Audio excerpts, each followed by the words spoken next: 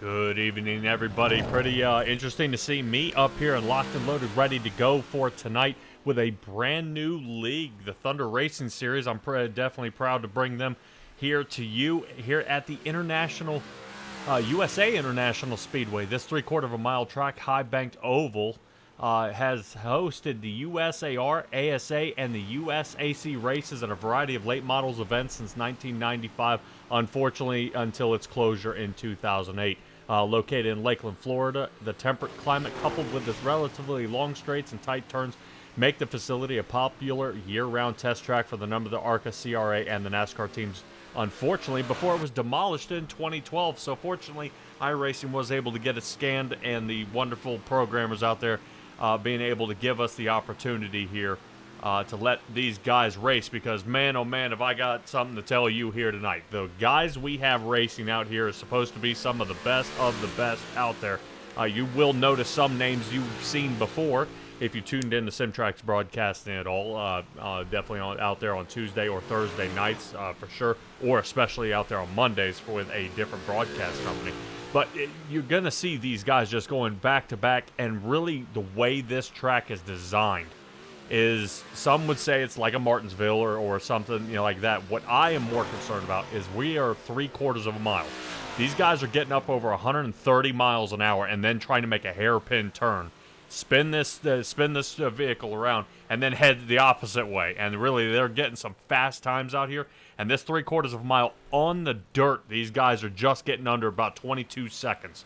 So they are right now flying around the track, and I'm really excited to see what they've got going on. But I do want to give a shout out to our sponsors out there: CSR Cinematography, Inferno Motorsports, Getting Hooked, Giddings Mobile Repair out there, and A&J Customs. A couple of guys are getting ready here as qualifying has begun. A couple of guys are trying to square it away just a little bit, make sure their cars are locked and loaded. But let's go ahead and take a look at what our track conditions are for tonight and what we've got going on. We are starting, unfortunately, on week 5. They just discovered me, so we're going to go ahead and kind of get started right about in the middle here. But we've got plenty of other races to go here left in the season. Big block modifieds, of course, we'll have heats. We'll have also a consolation race, and then 30-lap feature, and then we move to the 360 division. We're going to end up having to send you guys to a little bit of wait time there, and then we're going to end up getting those drivers to change into the other cars, staying at USA Speedway, and we're going to put wings on these guys, put them in the 360s, and really get them hauling around the track. I'm excited for that, but we'll see how the track starts settling in, what it looks like for some of the guys out there, and how it fares for them. 63 on the track, 81 in the air, not too shabby, so looking pretty good. Let's see if we can see a couple of our drivers out there and kind of what it's looking like out there on the track, see if Jay Giddings has any more speed for us. Dalton Butcher, we do have a few guys here on the track. Some are a little wary about getting the right speed out here. Dalton Butcher's right now the fastest one with a 22:31. Trying to see if he can get a little faster out there. And it doesn't look like it. That may do it for him. Trevor Schroeder out here and Matthew Fought, they're out there running as well. Got a couple more laps. This should be the last one for Schroeder here in the 019. Let's see if he's got anything for it. At a 22.42 was his best, 22.47. Still a little slower on that. Here's Matthew Fott, same area. Let's see what he's got. 22.52. Let's see if he's got anything better. 22.62. Man, it seems that first lap is the hot lap.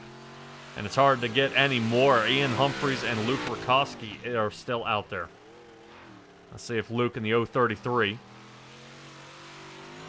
See if he can get a little more speed here.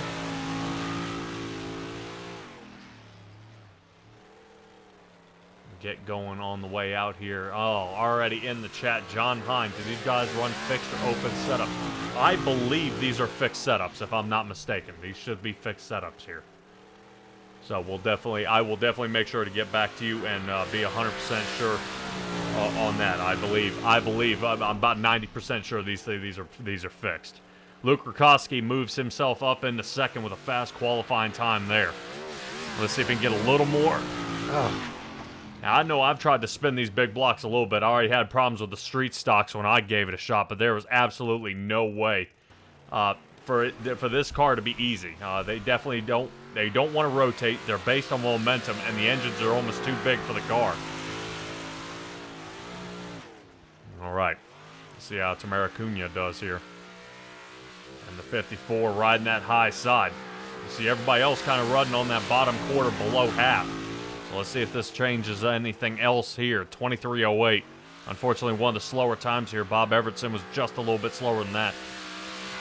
Still waiting to see if Brian Auks gets out here.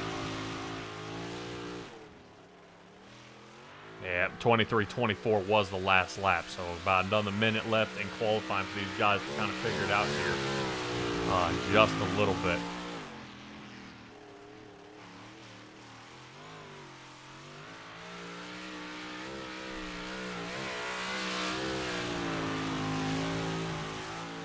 This should be a pretty interesting track here. I'm really excited to see what they can do out here on this 3/4 mile track. And also, yeah, if I was camera here, is kind of you're looking at it, and unfortunately a little slower on the qualifying, but it might be a great idea. Run a few extra laps, see how they feel, and try to get a little more here. Brian Auks, here he is, last qualifier out there. He's got to get some pace going here. It might be interesting if he's actually sitting back waiting for the track to break down a little bit. And once it's broken down, try to see if he can use where the slick spots are to increase his speed. But it moves the cushion much, much farther up the side here. And let's see if he's got anything for us. Let's see what lap one's got. 8th. Now we can do a little better than that. Let's see if we can take a ride along on the inside of his car.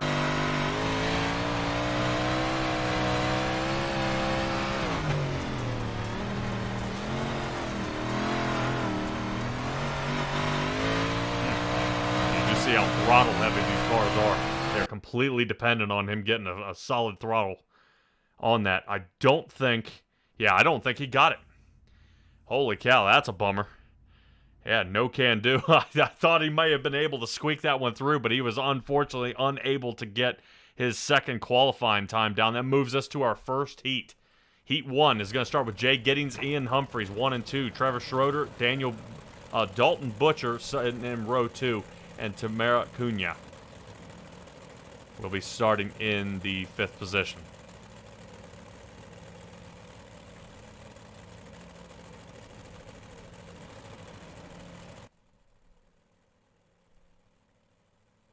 Should be looking at it. These guys are going to line up behind the A&J Pace Truck.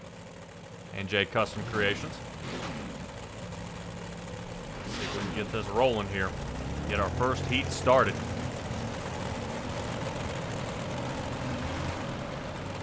Seeing how many drivers are out there tonight, I would probably guess that I don't have any drivers going home here tonight. Everybody should be going ahead and getting to the end. But I would say, with the option that these guys have, trying to wear that track down and make it more slick may be the better option here.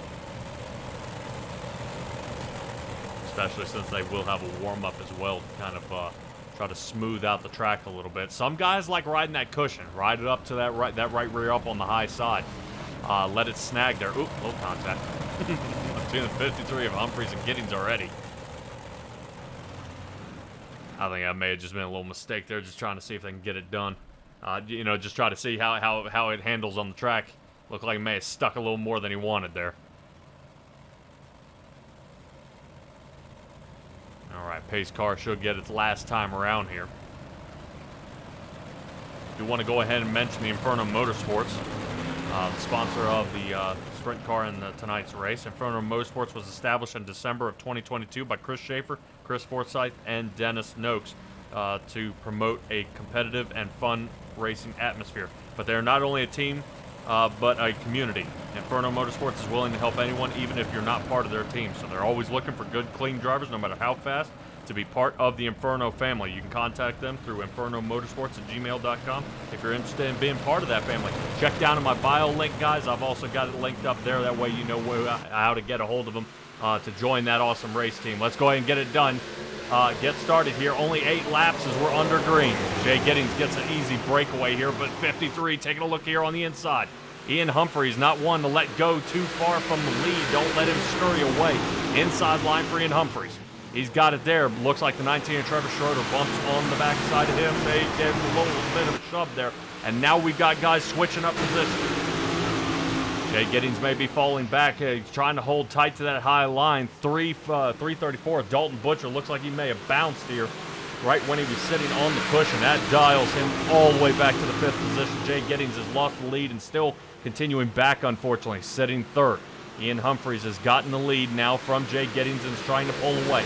Outside line, he chooses to see if he can use the cushion to push him off here.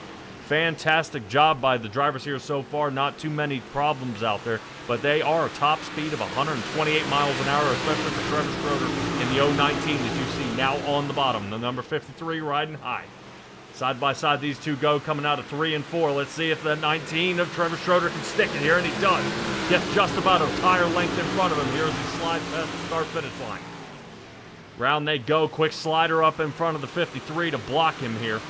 And now he's going to take the lead. Rotating back to Dalton Butcher, trying to resurrect his race from the unfortunate mishap he had earlier in the race where he bumped into the back of, I believe, Schroeder earlier. Jay Giddings has gone from the lead to dead last here. I don't know if something happened to his car or if the track is just not as slick as he would like, but he has fallen way off pace here. Dalton Butcher sitting 4th. Drivers who have moved up in some positions here. Cunha in the 54 sitting 3rd, and Trevor Schroeder, who just had the fastest lap of the night with a 22.65 as he comes to the line. We're already past the halfway mark as he's got a couple more laps to go here in this heat. And some of these guys don't like the USA Speedway, probably because it's longer. And they're a little nervous about that speed heading into these turns. But right now, Trevor Schroeder and Ian Humphreys, these two drivers right here, not afraid of any speed at all, staying consistent at that 126 to 128 mark on the miles per hour heading into turn 1 or heading into turn 3. Let's rotate back to Dalton Butcher, who looks like he has regained 3rd place here. 334 seems to be doing a good job here, and they're going to get back up front. 334 trying to get a little more speed here. Not quite yet. Notice how everybody's still staying on the bottom. Run those front tires in that greased up spot where you see it's getting slick on the track, but not riding up as high in the cushion as I would have thought. Just as I say that, I think Cunha is way, way up there. I don't think we meant to do that. So close to the wall. Fortunately, no contact. That's going to cost a good bit of time. Shaved about another 1.5 seconds off the time limit there. Now Cunha is off the pace by about 3.5 seconds. And that's going to do it for Heat 1. Trevor Schroeder takes it away easily. Ian Humphreys 2nd, and Dalton Butcher came 3rd. Cunha 4th, and Jay Giddings from the lead, unfortunately down to 5th, but he's still got another round to try. Let's get ready for our second heat here. All right, Brian Augst, Robbie Milburn, 1 and 2. Matthew Fought with Luke Rakowski starting in 4th, and Bob Evertson in 5th. Rakowski. Yeah, there we go.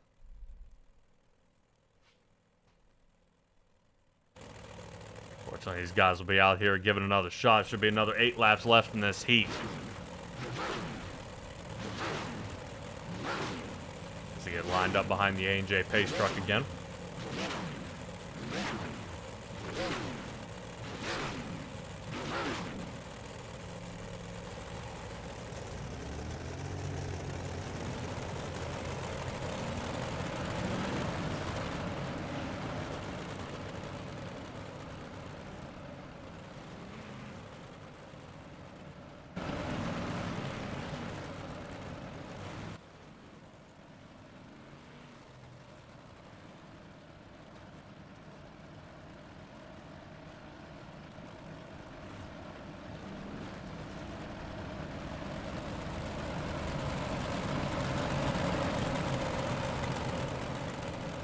Obviously, only 5 drivers on the track for this heat here. Should be a good run. I've watched during practice, actually. Watch out for Luke here in the 033. Definitely expect to see him try to get into the front. He was definitely one of the faster guys out there on the track during practice.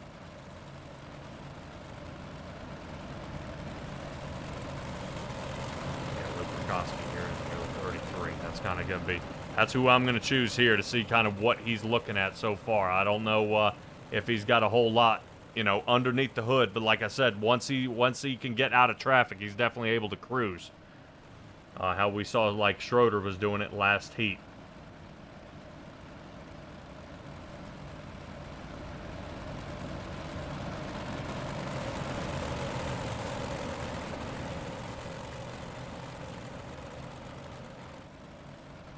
Should be going pretty well here. Let's go ahead and get these guys going.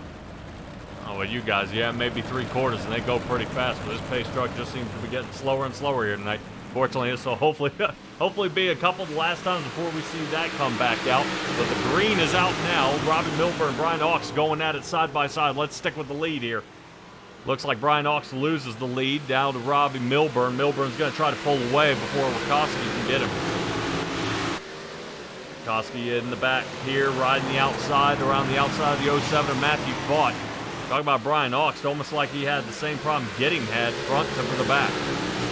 Bob Evertson's moved up a place, and now everybody's slid up a little bit. That 33 right there is trying to use the edge of that cushion to see if he can yank him around the turn. A lot of work left to do as they come down the back, shooting in the 3. Look at all that speed Rikoski's got here. On the outside, man, definitely able to get a little squeeze here. Let's take another look at it. See how he's using those front tires down into the slick, right rear tire, right on the edge of the cushion. Exactly what he wants to do. Now he's got the run. On the inside for Luke, and the 33 machine, 9 of Robbie Milburn is watching the lead slip away. Slider, yes. Able to plant and pull. Robbie Milburn almost makes contact with Matthew Fott. Matthew Fott backs out of it a little bit and is going to try to re-attack him on another turn. And we are only halfway through the heat. Contact. Robbie Milburn turns him. Looks like they may have let go there just a little bit. Luke had the lead, but kind of unfortunately turned him there. I would probably say Robbie may be checking out of this one. I don't know if he's got any steering damage. Robbie Milburn to the back of this run here. He may be calling out his own penalty for turning somebody around, but that's okay. Matthew Fott in the front. Luke Rikoski trying to get back up out there. Down on the bottom, I know Rikoski wants to slide back up top, but Matthew Fott says no way. Looks like Bob Everson kind of using the same strategy they are, staying on the top. Front tire's in the slick, right rear tire on the cushion. He's going to push it off. But Rikoski gets in front here. 033 loses it on turn entry, though, but he's going to try to cross him up. There it is.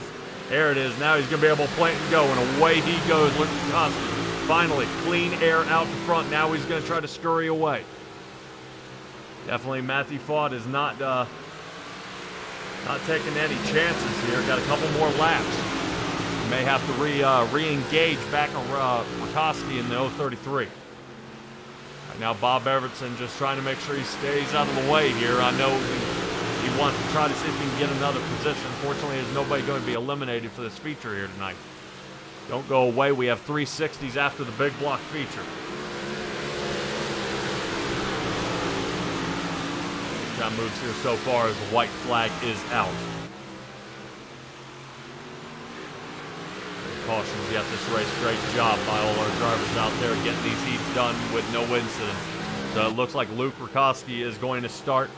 Going to get the top spot. Matthew Fott is going to be second. Bob Everson third. Robbie Milburn will be fourth. And Brian Hawks will be in the fifth position. And that's twice. That's actually 2 heats back-to-back that we've had the leaders end up finishing in the last place of the heat. So interesting enough to see how they do that. Wonder if that's going to be kind of the same idea that these other drivers are doing. Now we head to the warm-up.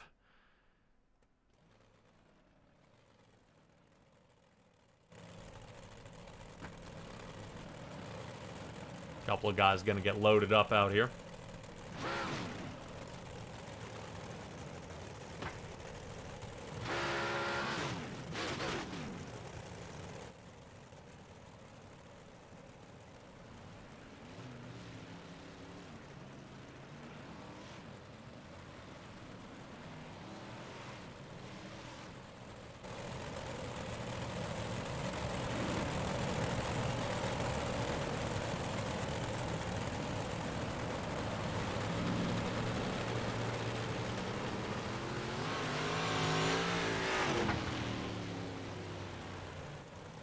what they do here in the Thunder Racing League is a 3-wide salute for our veterans and our serving armed forces out there during their warm-up.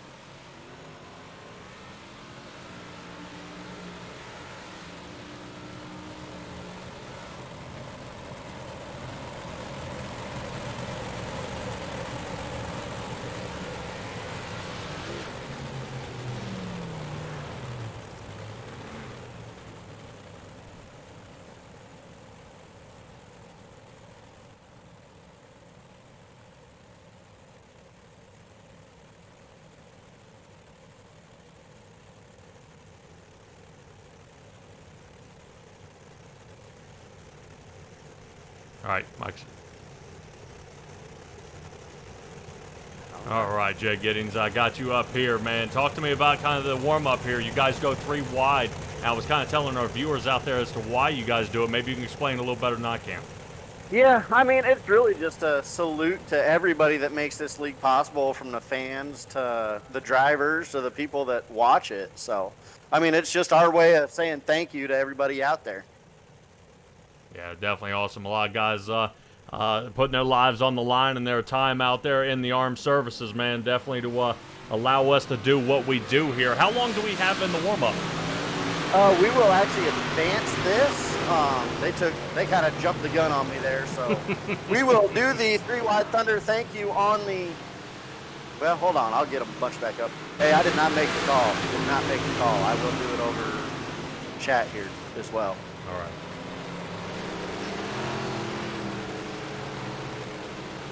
All right, we'll get them bunched back up. We're going to try that again.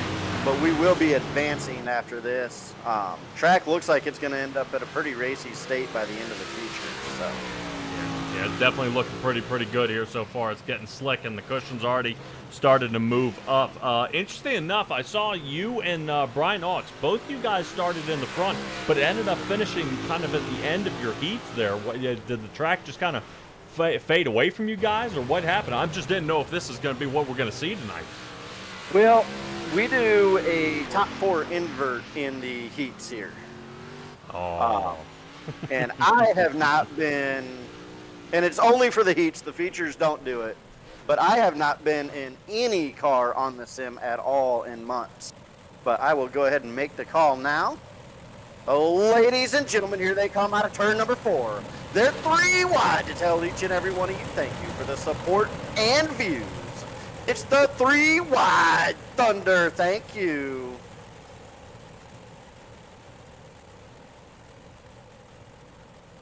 Yeah, big thing there with the invert, I believe. It just, it bit me. I haven't been in the car, probably a good 4 or 5 months. I haven't touched an actual car as I've been doing what you're doing tonight. But I ended up getting sick, and, the whole reason I started this league to begin with was so I could race and make friends. And after months of not racing, and some stuff went down, and I decided, you know what, I'm going to get back to what I designed this league for. So I resigned from the broadcasting side of stuff, and I'm going racing.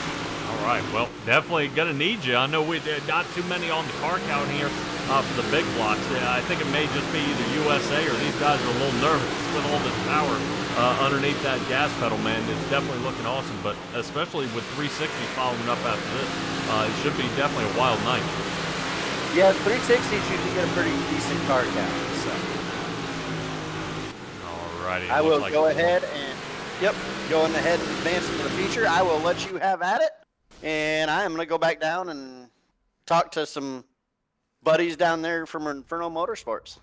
Genius idea. I like the way you think. Jay Giddings, everybody in the 85. Towards the back.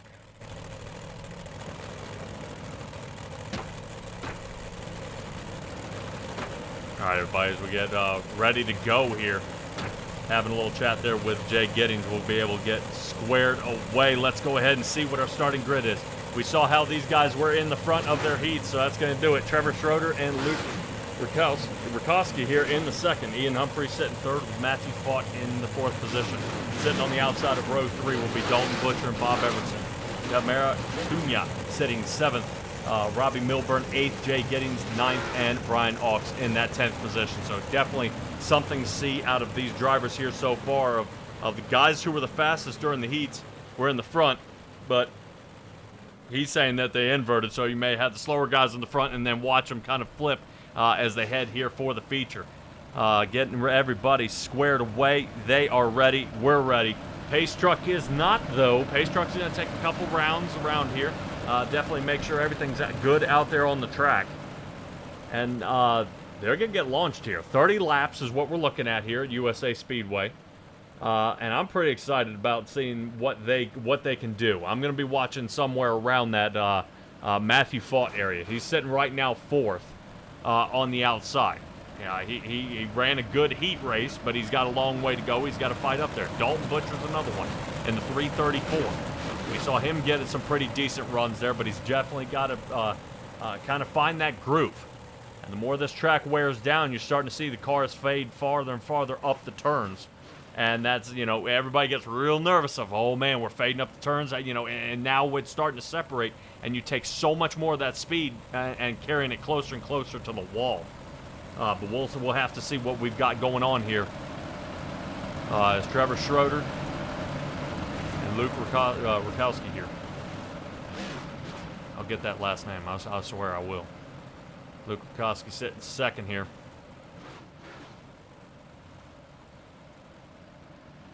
As they get loaded up, Pace Truck is off. Away they go. Talk about laying back. Sometimes you see the guys up there touching the truck, but no can do this time. Away they go. Definitely gets caught off guard as Trevor Schroeder gets a massive jump here in that 019. Luke is going to try to run him down in the 33. Not too far. He's less than a quarter of a second behind him now, but whoa, man, kind of a crummy turn there. Try to triangulate a little bit to get straight.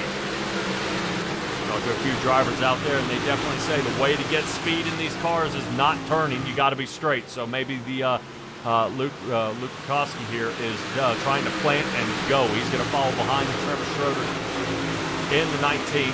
Following back, Matthew Fought is still sitting 4th. Now, I want to mention, there isn't a soul out here that's moved a position yet. Everybody's exactly where they've started, although they are sliding and moving all over the track. Nobody has taken a position just yet. Fastest on the track right now is Matthew Fought with a 22.79. Only 3 laps into this one.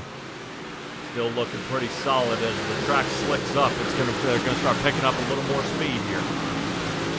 So far, holding at 134 miles an hour for Matthew Fought. Pretty solid here so far. Let's get that dashboard up and take a look at his speed. So it's way down, almost 65 miles an hour there. And then hammer back on.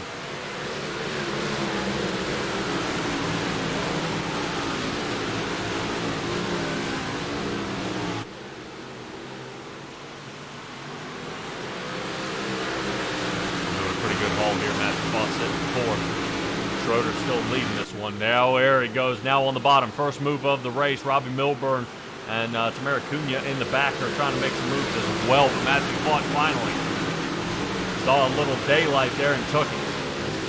Oh, man. Nasty slider here. That may bring out a caution. Nope. Hold it. No caution. Away we go. Excellent job. Looks like Humphreys may have straightened it back out there. So now this allows the front 2 drivers of Schroeder and Rakowski here to get almost a 2-second gap on the rest of the field. Right now, we'll kind of keep our eye on the leaders up front as Rakowski's off by half a second. Whoa, man, but Matthew Fought gets punted into the air. And that's going to bring out our first caution. Caution laps, fortunately, do not count here, so they'll get started back, but I do not know if he's going to have enough to get back out there. Let's see what we got going on during the caution.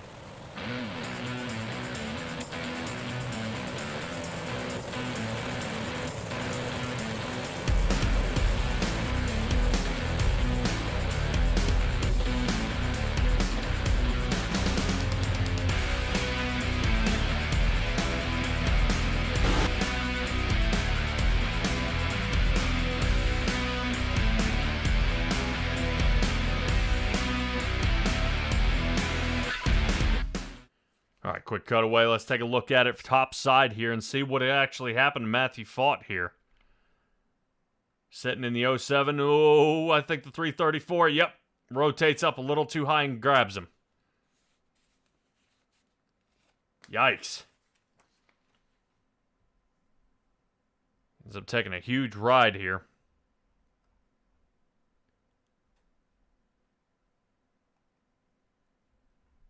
See if we can take another look at that. Oh, there it is.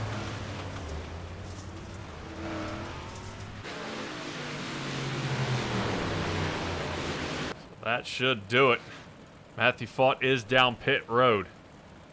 So he probably got smoked out of that. First caution here, of course, brought to you by Getting Hooked. If you guys aren't sure who Getting Hooked is, Getting Hooked is owned and operated by brothers, Captains Edward and Ryan Alford, proud fourth-generation Alfords, born and raised in Cedar Key with over 25 years of combined fishing experience. Getting Hooked Guide Services provide a personal and friendly fishing charter for speckled trout, redfish, and the seasonal catch like triple tail and snook in and around the Cedar Key, Florida. And you can contact them at the number. I've got it down there in the link, so definitely check those guys out, especially if you enjoy fishing. Getting back to the race here, Schroeder is still in the front. He's getting their opportunity here to bunch back up again. Right now, I'm sure Humphreys is pretty happy about being able to slide up and get nice and close again to the leaders as those guys got pulled away. So a 2-second lead kind of gets wiped clean. And they're going to try again.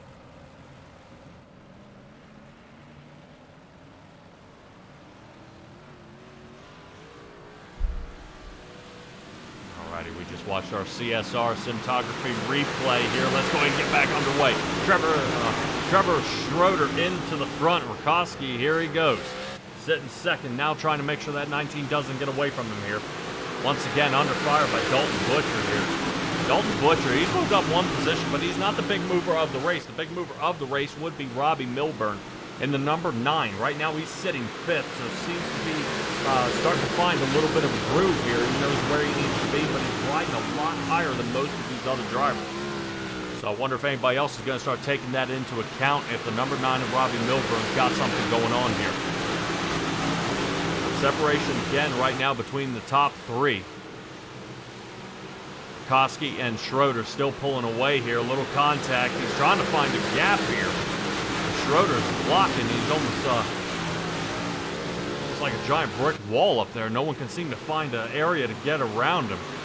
Koski would be the one to do it. Dalton Butcher now moves up another position, puts Ian Humphreys behind him. Ian Humphreys definitely getting banged around out there. Saw a little rub with the wall, and now Milburn moves up and now a 4th position. On the inside, definitely you see Ian Humphreys trying to see if he can come back from this, but it's not looking good out there on the outside. He gets hit again. Bob Everson bumps him there, moves him to the outside with everybody A-OK.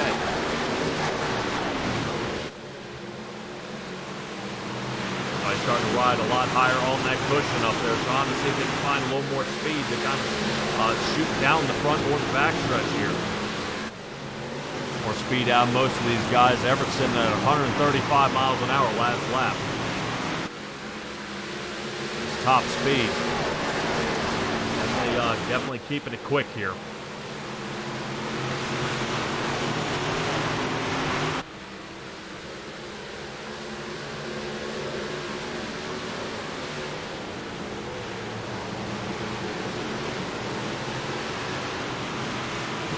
The only person who may have a shot at getting the lead on this race is Rakoski.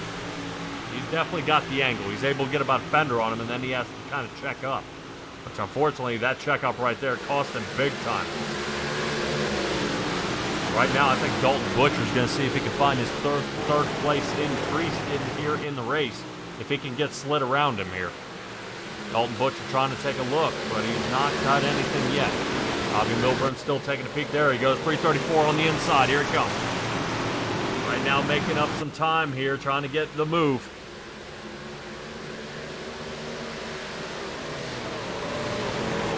Oh, man. Yeah, I'm wondering if Schroeder is wondering if he made the right move here. Here's the crossover. No can do, not yet. It's interesting to see how long these guys are waiting as we've reached that halfway mark. Down on the bottom, Dalton Butcher is closing the gap as Robbie Milburn. Milburn, like I said, has been staying that top line, and it's paying off. Milburn, 5 positions up. Sitting third. Not too bad, starting in 8th, now in a podium position. Still getting around the track here. Whoa, man, 33 gets too big of a bite. Koski, too big of a bite there. You saw he grab the right rear and pick the left front up. Spun him around. Giddings and Ox have been hammering each other back here. Matthew fought. He's still fighting back here in the 8th position. Fortunately, he was able to get back out onto the track. After pitting on lap 7, Schroeder still in the lead, and now he's got a second half comfortable gap and increasing. Bob Evertson sitting second. Dalton Butcher third. Robbie Milburn had a little bit of trouble. Here, and now it's falling off the pace here and rolling back. He had 5 positions up, and now he's on the way backwards. I'm not quite sure why. Let's see if we can take a look.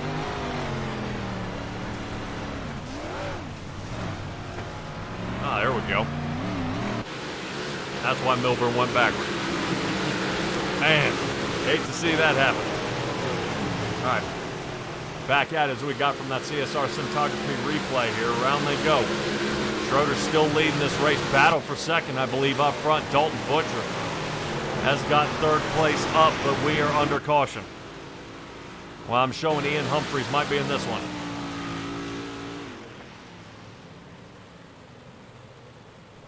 Yeah, you see how bad it's tracking. See how left front, look how bad he's crab walking now.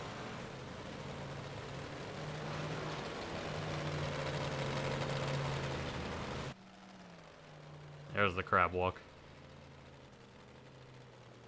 So he is going to be heading to the Giddings mobile repair work area now. Definitely try to see if he can get that thing straightened up. And the reason he would continue driving it like this is to avoid that tow. Sometimes if you tow even just outside, it's almost a 2.5-minute turn here for him to get back to where he originally started. Let's take a look at Ian Humphreys' crash here and see what happened. Ooh. Yep, little bump right there. See if we can take another look at it from a different angle. Whoa! Cunha, you see, it almost flew off the bottom of the track. Came with so much speed through that turn. Holy cow! All right, back to racing here. These guys are going to have to figure out what's going on. Uh-oh. I think that was Jay Giddings trying to get Ian Humphreys into his pit box. I think something broke. He couldn't turn left enough to get into his pit box.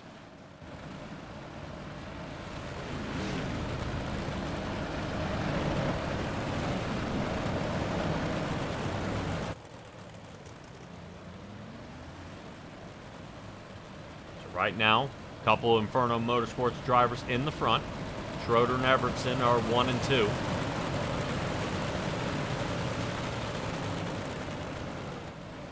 I believe Jay Giddings may be sicking, showing him right now in 10th position.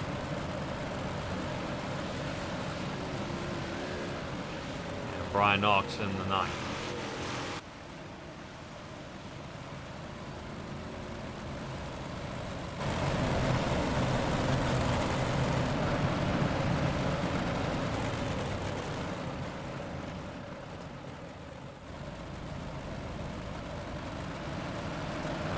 Pace truck lights are off.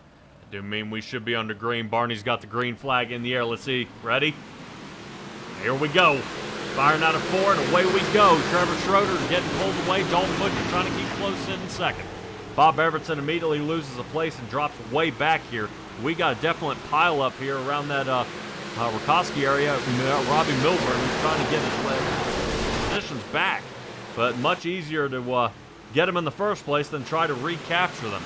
Robbie Milburn on the outside here, trying to see if we can get a little more speed off of Matthew Fawd is right on the inside.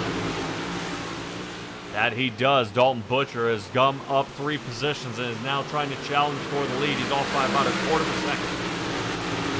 We got about 9 laps to figure it out here. Inside 330. Oh my gosh. The 334 gives Trevor Schroeder a good shot there. Definitely letting him know he's there. Inferno Motorsports maybe seeing their leader of all this race. Might be dealing with a little bit of body damage now as Dalton Butcher sent it into his left quarter panel. Right now, you got to make a move on him soon into the cushion. Dalton Butcher goes, see if he can plant and turn. On the exit of turn 4, man. Yeah, not just enough right now. Schroeder showing he's got the line here tonight. Bob Evertson has moved up 3 positions. Robbie Milburn still sitting 4th, trying to take a peek around the 08 of Evertson. Shot for the lead. Dalton Butcher's got him. Slide job to the inside. Trevor Schroeder, look how he's not panicking here. He's going to go ahead and try running back down as Dalton Butcher pulls away. Gets away with a completed slider, gets in front of him here, and now it looks like Trevor Schroeder's going to have to figure out another way and play more offense instead of defense this round. Moving on up, Robbie Milburn. You saw him give him a little shove there on the corner of our screen to Bob Evertson. Robbie Milburn not happy, trying to see if he can find a gap here, but he's run out of room on the bottom. Matthew Falk tried to throw a slider on the bottom at USA Speedway. Not very friendly because of no banking. These guys are having trouble making that turn on such a flat track. Let's see if we can take a little ride here with Matthew Falk and see what it looks like.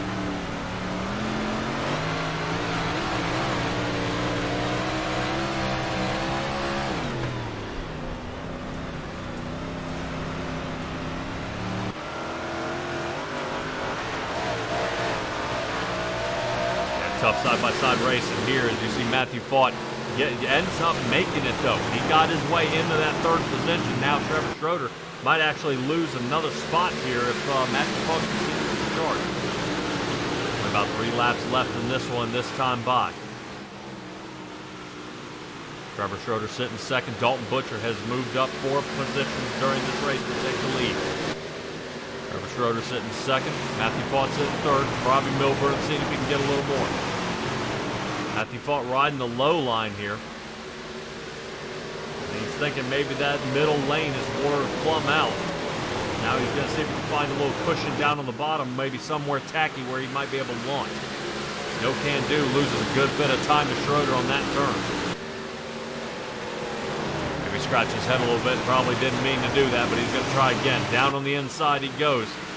2, 3, and 4, no can do. Let's rotate back to Evertson, who's on the fire. Evertson on the outside here, right behind Robbie Milburn. And these two have been bumping and banging just about all race. Robbie Milburn up to 4th. 2 laps to go. White flag next time by. Definitely getting to it fast here is the 33 of Rakowski here, trying to keep the top 5. Dalton Butcher still leading this one as he takes the white flag. Schroeder, he's under fire here for 2nd place. Matthew Falk on the bottom, Falk rotating underneath. No can do. Slider's not going to work. He's got 2 more turns to try it again here. Let's see who ends up higher on the podium here. Matthew Falk on the bottom. He's got the angle. Can he complete the slider toward the top? Right now, Schroeder, no. Matthew Falk gets him. Dalton Butcher, Matthew Falk, and Trevor Schroeder, 1, 2, and 3. Robbie Milburn moves up 4 positions to gather 4th, and Rakowski gets into the 5th position. Excellent job. Told you guys this was going to be a good race.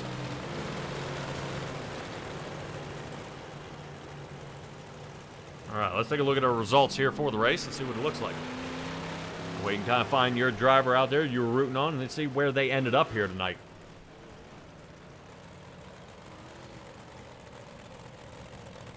Alrighty, John Hine, if you are still out there in the chat, I couldn't have been more wrong. These are open setups.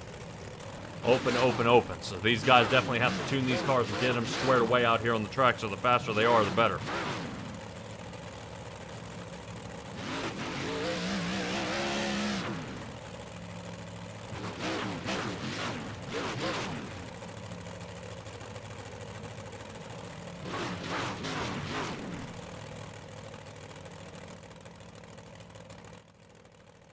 All right, we'll get a couple of our guys ready for the for a couple of interviews here in just a moment. We'll try to see if we can run them back down. Let's see if we can get kind of their insight out on the race. So we'll be right back, and hold on just a second.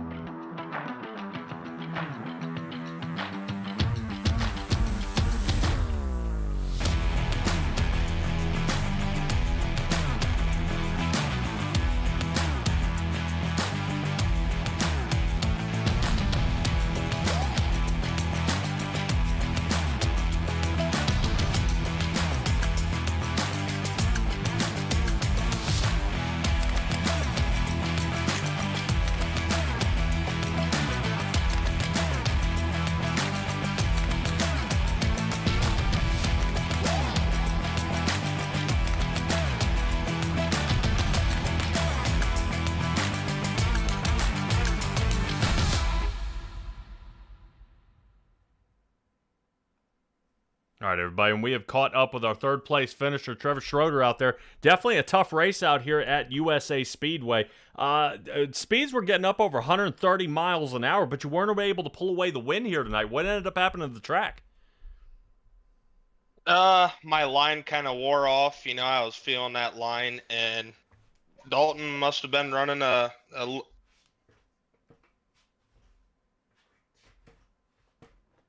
yeah, I was. Uh-oh, Trevor, fix the mic. Sorry, I'm hearing other people. Give me just a second here.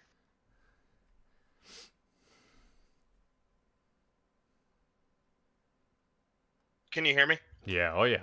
Okay. I don't know what's going on, but I was hearing other people. But yeah, I mean, I just think Dalton was running a better line than me toward the end of the race. I think my line kind of wore off, and I was trying to find, you know, moisture in the track, and I felt like the top just wasn't doing it for me, and I knew that the bottom was where I wanted to put the car, but you know, it started to wear off there toward the end, about, you know, or maybe even mid race, but I was still kind of keeping it down there. And then, you know, I started to run the top, and I could just feel it coming. You know, I knew they were behind me, and there's just nothing I could do, really.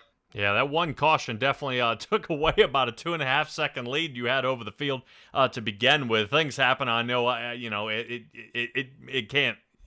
It always happens, you know. It can't always have it your way, but definitely it was tough. You and Luke Rakoski out there were having a heck of a time, just the two of you getting separated. But just the more this track started to break down, they started picking up speed, and you guys were actually starting to get caught up on. It was just something interesting to see. What was the key to being fast in the first place? You know, I guess I would just say the at the very beginning, it's almost always going to be a bottom track, you know, but you got to come in really hard, and there's just plenty of places to mess up, you know. But I guess just throttle control. Honestly, that's all I can say, you know. Oh yeah, definitely. I couldn't agree with you more there, man. It's just that somebody said it's very touchy track when it comes to something like that, is being able to get the right throttle, getting the right steering, and the only way these cars go fast is if they're in a straight line. They don't accelerate going around the turns. But excellent job tonight here, third place finish. How confident are you feeling in the next week's run? Next week I unfortunately won't be able to make it. I actually work every other weekend, so it's kind of a toss up, you know, whether I can make it. I may be able to, because I work swing shift, so I just switched to first tomorrow, so we'll see if I can make it in time. That's all right, man. The way I look at it, I will be seeing you at Knoxville for Week 7. Pretty excited about that, man. Congratulations here tonight. You got anything for him here, Jay? Yeah. Oh, sorry. I mean, biggest thing is I want to say congratulations on a podium. I know we've talked to you a few times in the first 3 weeks of the season. We did postpone week 4, so everything's kind of a week behind technically. Like, I know it says it's week 4, but this is actually it says it's week 5. We're actually week 4. Oh, man. Because I made a scheduling boo-boo and scheduled Fairbury to interfere with the Super Bowl. So that one got postponed to the end of the season. So, Which I'm not mad about, Jay, because I can actually make it to that race now. So it actually kind of worked out for me. But yeah, just congratulations, and hopefully we'll get to talk to you a lot more. Yeah, thank you, Jay. All right, everybody. Trevor Schroeder in the 019 car. Let's go ahead and get caught up with Matthew Fought here, who was our second-place finisher. Matthew, bottom line seemed to come in early, later on in the race. Worked out for you perfectly here tonight. Yeah, I honestly didn't have much of a choice. Everybody else was kind of ripping high, so I just figured I'd try out the bottom, and it really started to hook up. Oh, yeah. Robbie Milburn was finding a lot of success up there as well as Dalton Butcher. And I saw you were the only one, the 07 down on the bottom, that looked like you were getting ready to scrub the grass, just trying to find a little more grip. But you were able to pick up almost 4 positions in the final 6 or 7 laps there. Was that the plan from the beginning? No, definitely not. I had kind of planned to be on the top line, and that's really the only thing I'd kind of practiced was to rip the top, and I felt good up there. But like I said, everybody else kind of took that plan away, so started running bottom, and it just happened to work. Wow. Yeah, definitely something. When the caution started coming out, and you got bumped around on that one, how did you how'd you recover from that? How do you keep your head down and know, man, I got to charge back forward? Yeah, I don't really know what happened there early. I think there might have been some net code or something. My car kind of went flying through the air, and I had to tow.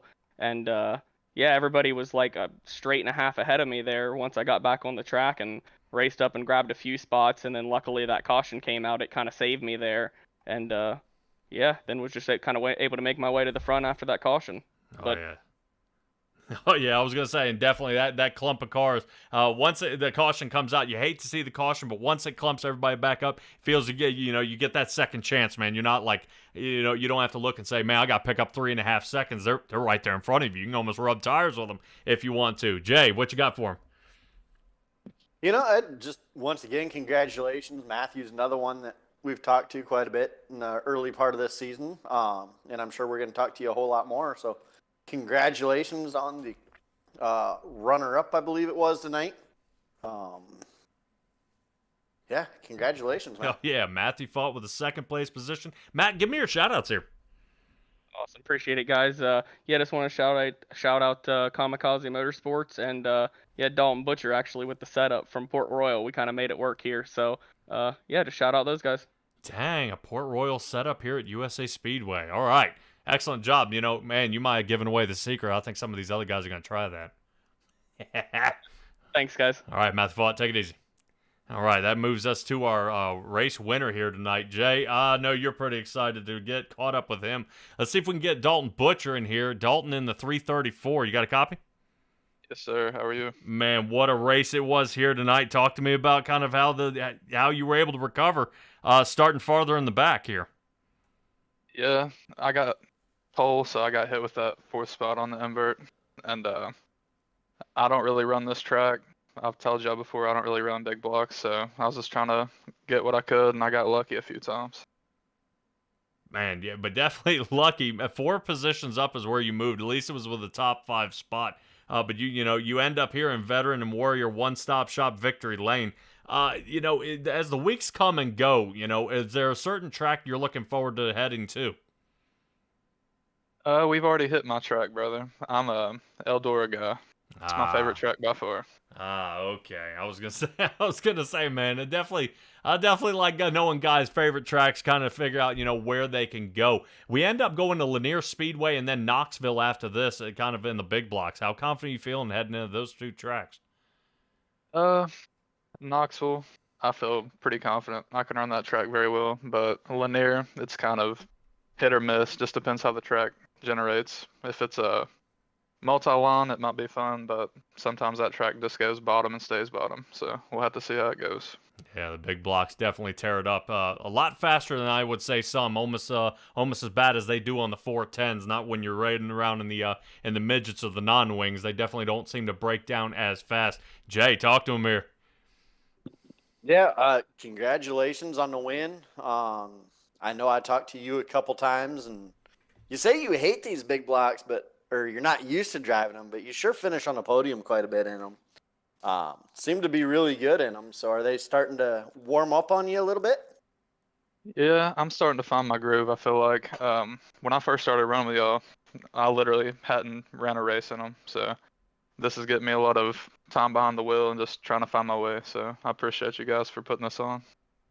All right. We appreciate you coming out here and putting on a hell of a show, getting all the way from from 5th place, fighting through a couple of cautions, couple of bump and rubs there, and ended up with a win. Congratulations. Appreciate it, brother.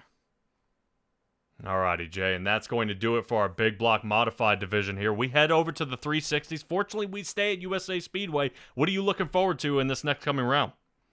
Well, I mean, the wing sprint cars at USA, I'm looking for where this ended up being pretty well on the bottom to start out and then migrated to the top and then went back to the bottom.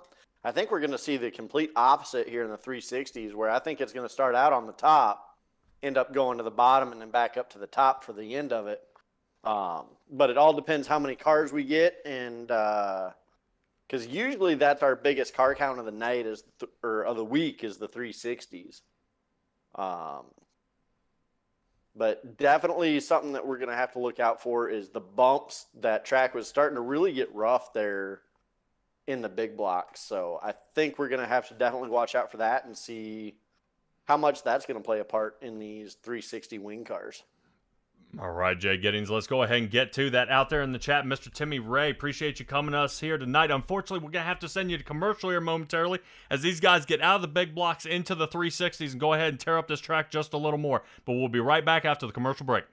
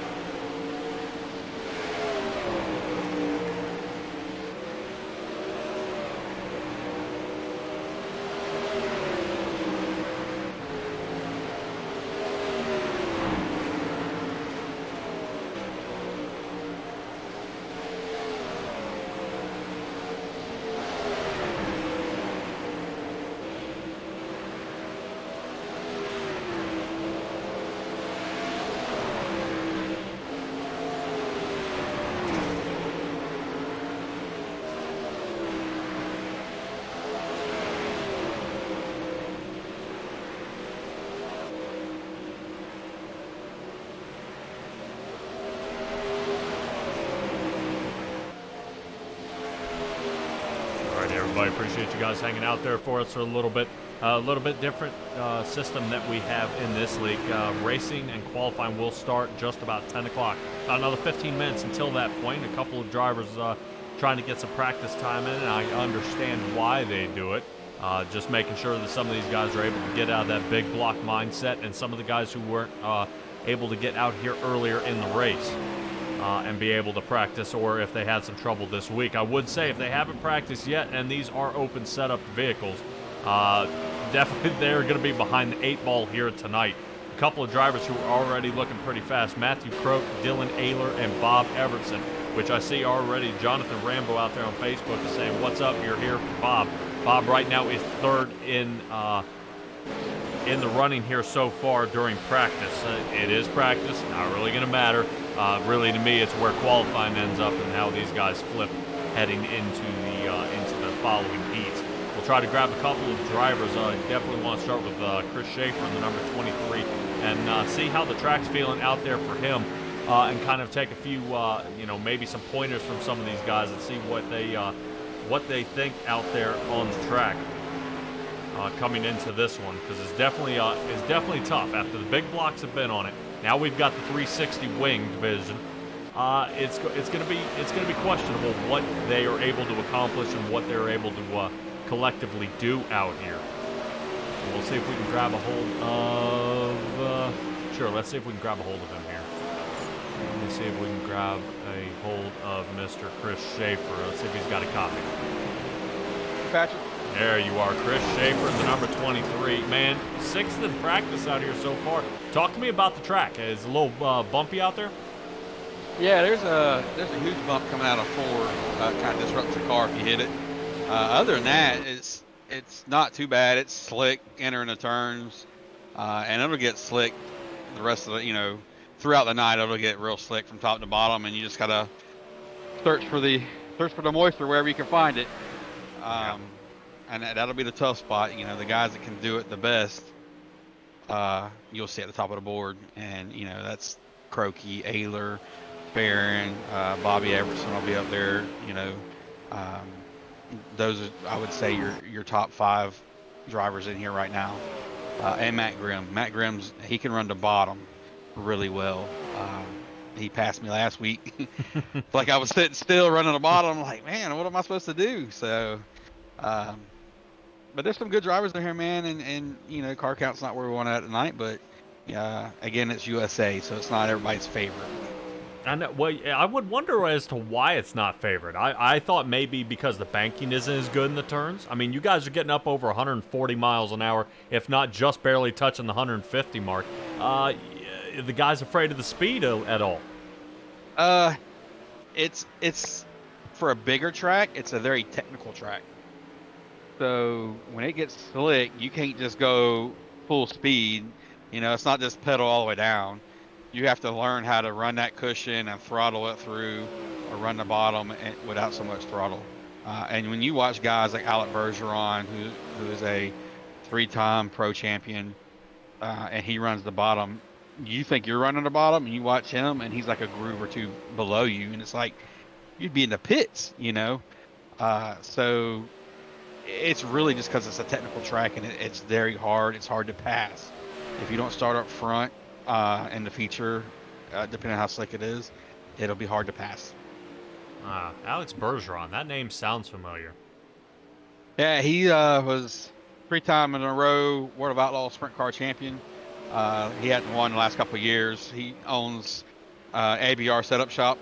There you go. He's fast on anything he runs on here. He's been on here since, I don't know, like 2014 or something like that. He's been a pro in a lot of the things that he's ran in, so he has a lot of experience. And there's guys in here that have that type of level talent. Croaky, Ayler are 2 of those that have that type of talent that can possibly be a pro next year. Right. Croaky did have some teammates that were pros this past year. All right. Well, definitely we'll keep an eye out for that right now. So talk to me a little about Inferno Motorsports here, since while I've got you on the line. Bob Evertson's sitting 3rd in practice right now. So far, I believe he's the highest one out of all you guys you, then Brian, and then I think Jay Giddings after that at the back of the field. What's the key to getting faster, and what are you guys finding out is the right thing to do? What adjustment is making any sort of a difference? Sometimes it's stagger, just change the stagger in the tires, depending on what the car is. I learned a trick recently. Change the offset. If your car's loose, you can change the offset to higher, and it helps tighten the car up. If it's tight, you can change it to negative, and it loosens the car up. So that was a little trick I learned. And there's several things you can do. You can play with the wing angles to make the car have more downforce. But when you do that, it slows the car down too. So when you get back in a dirtier air, it gets even harder to pass. Oh man! All right. Well, we'll keep an eye out for any of these guys out here. Last question before I let you go, and let me give me some of those shout outs here. You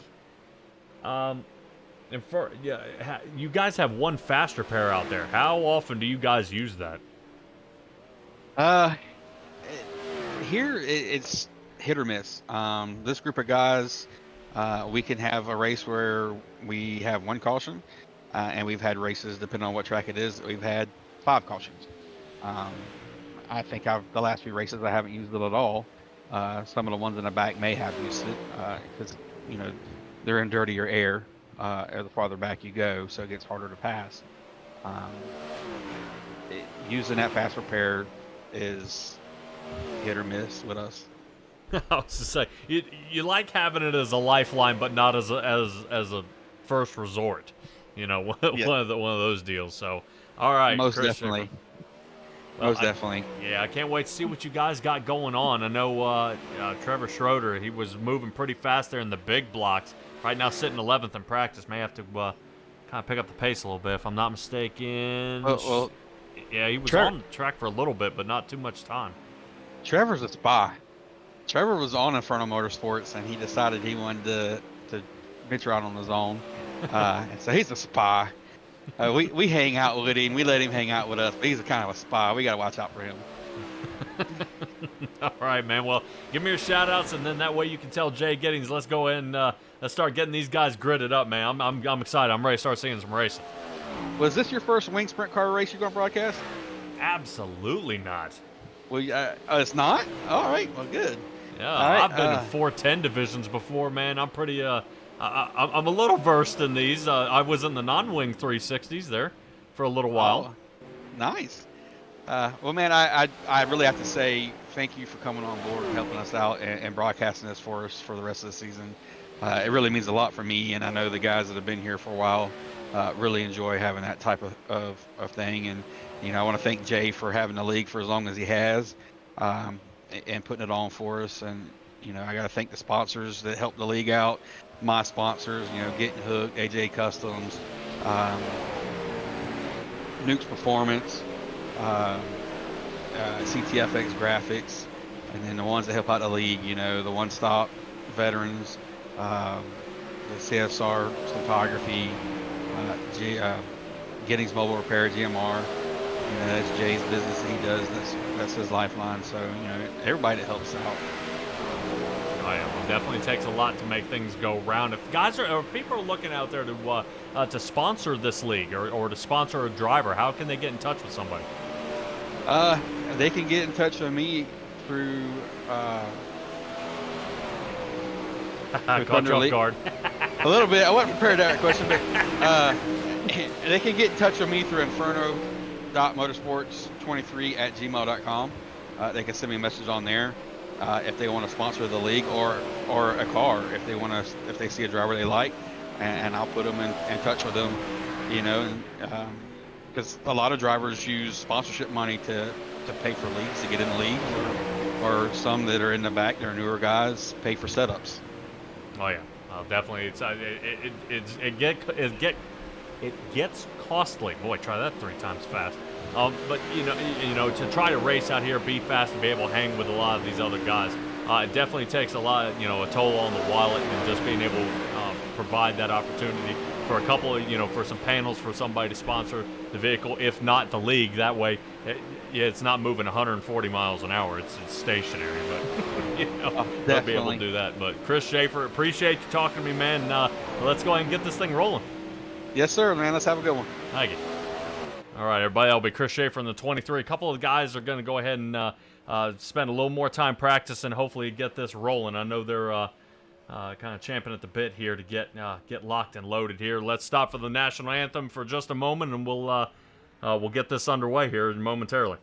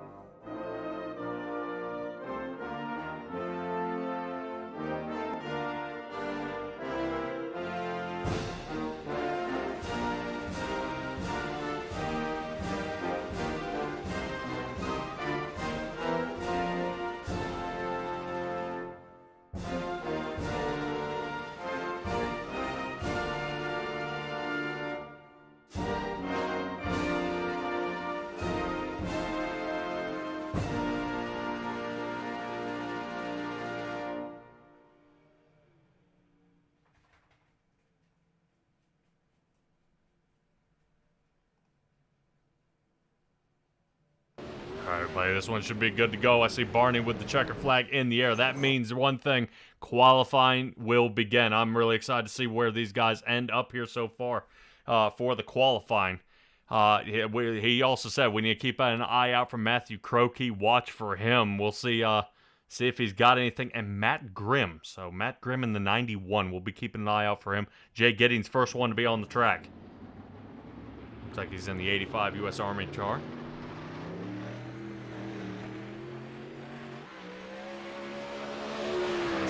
Times we can get out of that machine.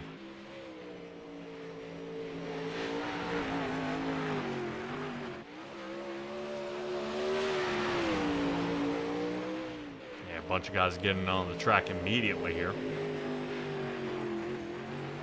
As we're talking to Chris Schaefer, I do want you guys to keep in mind if you're looking for him on another day. I know on Tuesdays you'll be able to find him with me on C2C. He should be in the truck league. We'll see how he does. Michael Farron looks fast, I'll say. Let's kind of take a peek at Michael Farron. Jay Giddings sitting on the pole now. Let's see if Michael Farron can get any, get rolling here. Whoa, man. Getting up close. Up close and personal. Holy cow. Definitely almost went up there and kissed that wall there for a second. Definitely using every single inch of that track.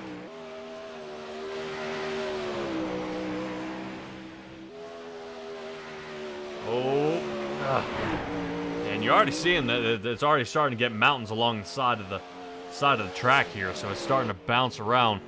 But Michael Farron, holy cow, with a 1958, smoking hot time on that one. Matt Grimm sitting second.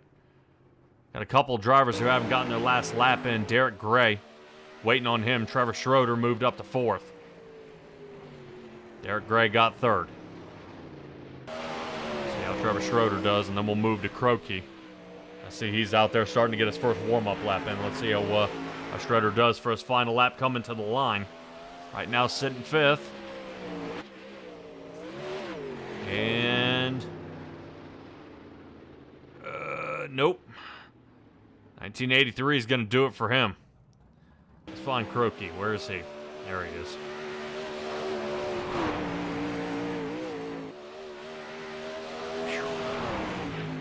Like a laser beam out there. 12th position though. Looks like he had a little bit of trouble heading into turn 2 there. From what it's showing me here.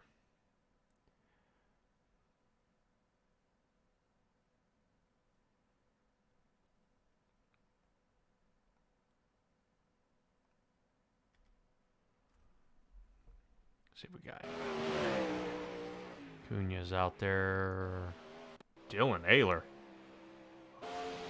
Check that out. Dylan Ayler, top of the chart. And he's still got his second lap to put down.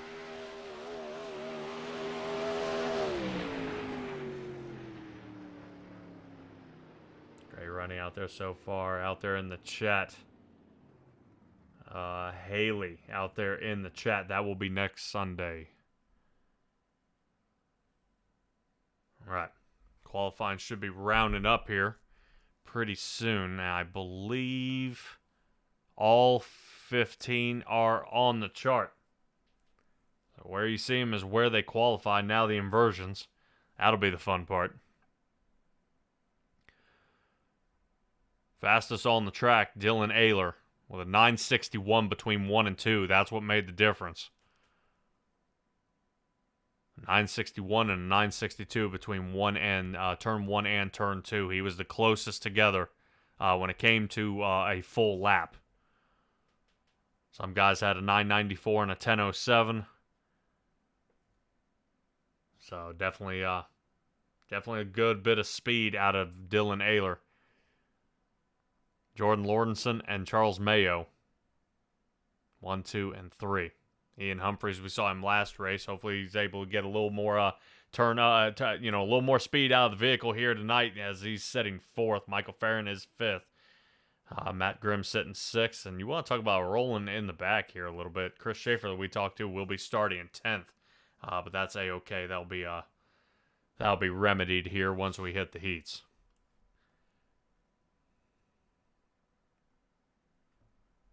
Qualifying should wrap up in about another 10 seconds or so, and then we should be ready to rock here.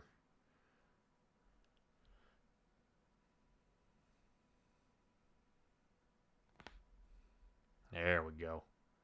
Qualify complete. Let's get to our starting grid for Heat 1. Starting in the front, Derek Gray. Michael Farron, 1 and 2. Charles Mayo sitting 3rd, and Dylan Ayler will be 4th. There's that inversion we were talking about. Trevor Schroeder will be sitting 5th. Brian Aux will be sitting on the outside of row 3. Jason Bryan is 7th, and Jay Giddings in the 8th position starting Heat 1 here. This is going to be tricky. It's going to be tricky. Some people don't like inversions, kind of when you flip that field. But from the outside looking in, this is fantastic because what I've got some of the fastest guys on the track, middle if not back of the pack. And now they're going to have to fight their way back to the front and kind of seesaw it here. So they'll be able to get a different angle at this. Let's see if Derek Gray and Michael Farron can get a little more speed to this one. Appreciate you guys once again tuning in to SimTraX Broadcasting.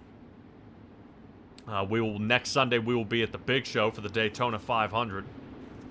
Appreciate you guys taking time out of the Daytona 500 to happen today. And after that, the following 3 weeks after that, we'll be hosting these guys. Definitely getting a lot more dirt racing into the schedule. So far for SimTraX Broadcasting and myself, I am locked up Monday every day except Monday and Friday. Another way you can check SimTraxBroadcasting.com, and you'll obviously know what we're looking at for that time, and if you're looking to schedule your league. If you're looking to work in the booth with me, or you'd like to work with SimTraX Broadcasting, we've also got applications there if you guys want to fill one out. We can have a little chat, see how you do, get you some SDK stuff going here, and get rocking and rolling. All right. Pace truck should be ducking on off here. Get this one back underway.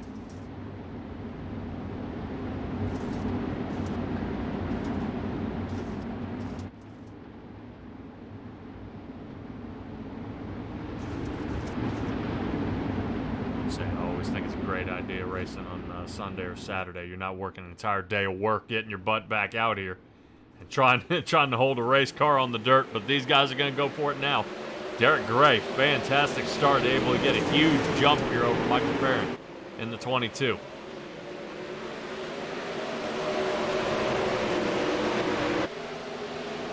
Boy, look at him throw it into that turn. That's why I kind of want to stay on him for a second and see how that works out for him as Charles Mayo started closing the gap.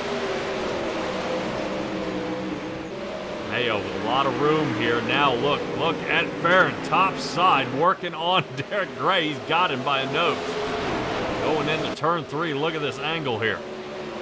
Holy cow, great job. Farron gonna see if he can get it here. Ooh, man, speed, speed, speed. Right now, Dylan Ayler now is trying to reel him in, and right now, Michael Farron, he almost had that, he almost had the pole there for a little while until Dylan Ayler got it, but now let's see these two go at it, because to me, this will be the battle of the race when it comes to the feature, but we're going to get it here in Heat 1.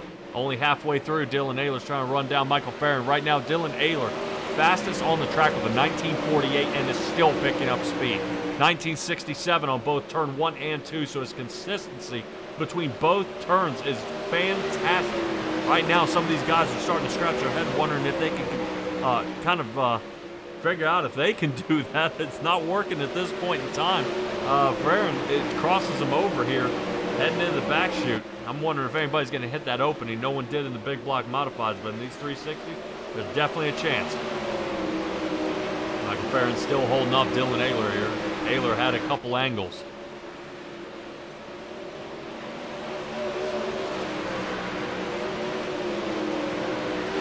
So far, so good. Michael Farron's starting to get away there. As we were talking earlier about the fastest lap on the track, Farron picked up the pace, 19:34 for him.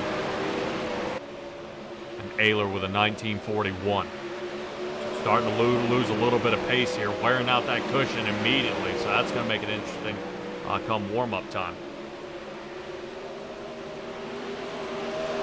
Down he goes. And talk about separation from the rest of the field as the white flag comes out. They have over a 2.5-second gap over Derek Gray, who's still running a fine race.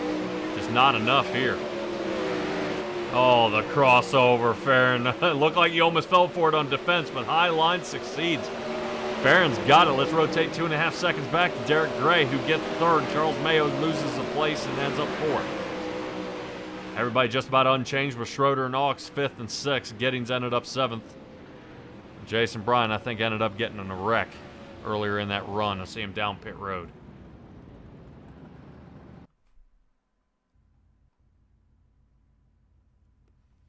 Wild run on that one. Let's go ahead and get started on our second heat. All right, Jonathan Rambo, get ready. Bob Evertson's going to be starting in the front of this one, next to Matt Grimm in the front row.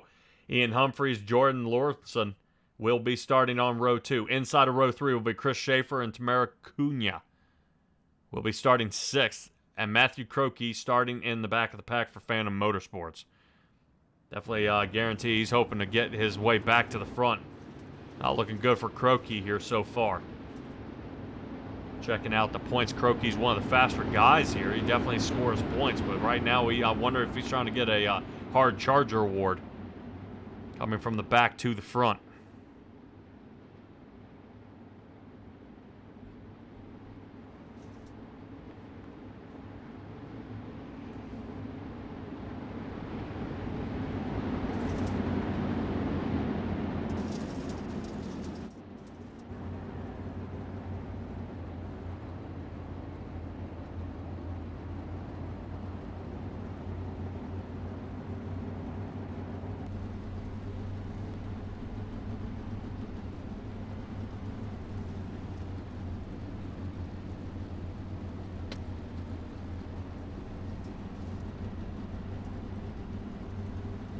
Taking a little ride along here with Bob Evertson, following behind the A&J Pace truck.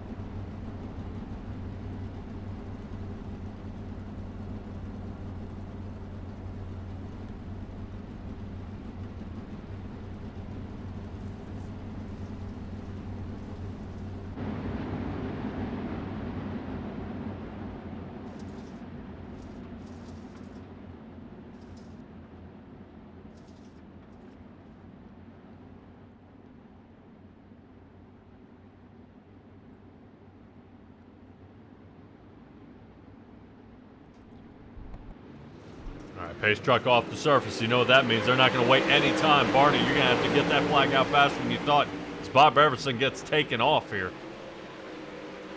Definitely got some speed there. Watch on the outside. Matt Grimm looks like he's already down pit. He's going to be starting in the back of the feature. Matthew Croakey up 3 positions after 1 lap already, making the moves. Definitely watch out for that number 2. Holy cow. Haha, watch out for the number 2. Up top he goes into the mountains. Oh, man. Good move there by Croakey. Looks like Humphreys was getting ready to wipe him out. No can do. Moving Croakey now sitting 3rd. He's up 4 positions. Now let's see if Croakey can start making the speed here as Evertson is still in the lead. And now he's half a second over Lawrenson here, and that may be it. Just enough to pull away from this one.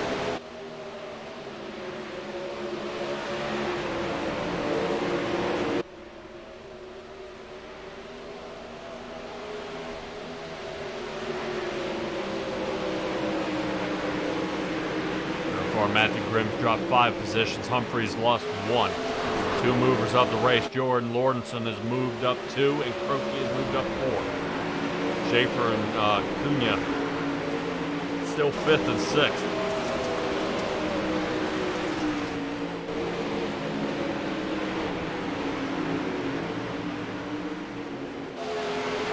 Trying to get a little move here. Bob Evertson still on the move.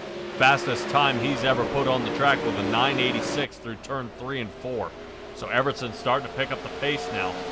But Lawrenson keeping him close. I will say, here's Lawrenson right here. Almost on top of him. That half-second lead has been cut in half. As Lawrenson's starting to pick up the pace. Croakey now faster through 1 and 2 with a 9:88. Fastest on the track. So now he's starting to really pull him down. But with a matter of about 2 laps, Croakey is going to have to settle for 3rd. Evertson still holding out front, now starting to put on the step on the gas again. Ended up stretching it to a half second there as he comes to the white flag this time by. Evertson running up top, trying to find a little more of that cushion there. That way he can get pulled away. Lawrenson following along. Very, very close for him, seeing if he can find a little angle here. Taking a real ride kind of on the inside. Whoa! Kind of snap coming out of that turn. Let's try to take a nose look as he's trying to chase him down. Evertson down on the bottom of the track. Interesting angle for him on that turn, because that allows Croakey to almost get second. Croakey's so close. Only about 0.2 of a quarter of a second off Lawrenson. So Evertson, Lawrenson, Croakey, Humphreys, Schaefer, Cunha, and Grimm. Boy. All right, that's going to be for the warm-up. Everybody's stacking in here.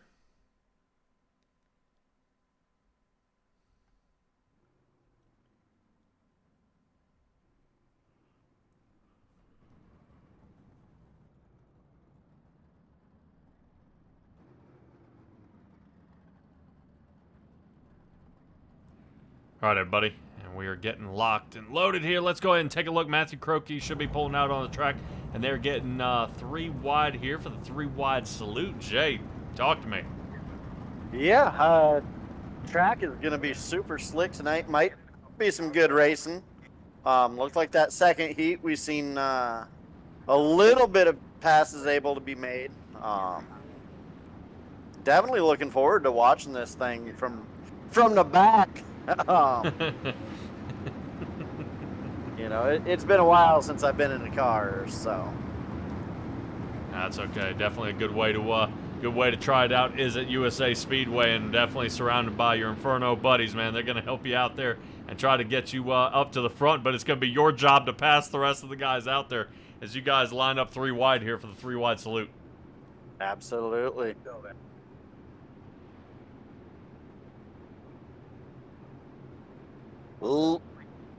Ladies and gentlemen, here they come out of turn number 4.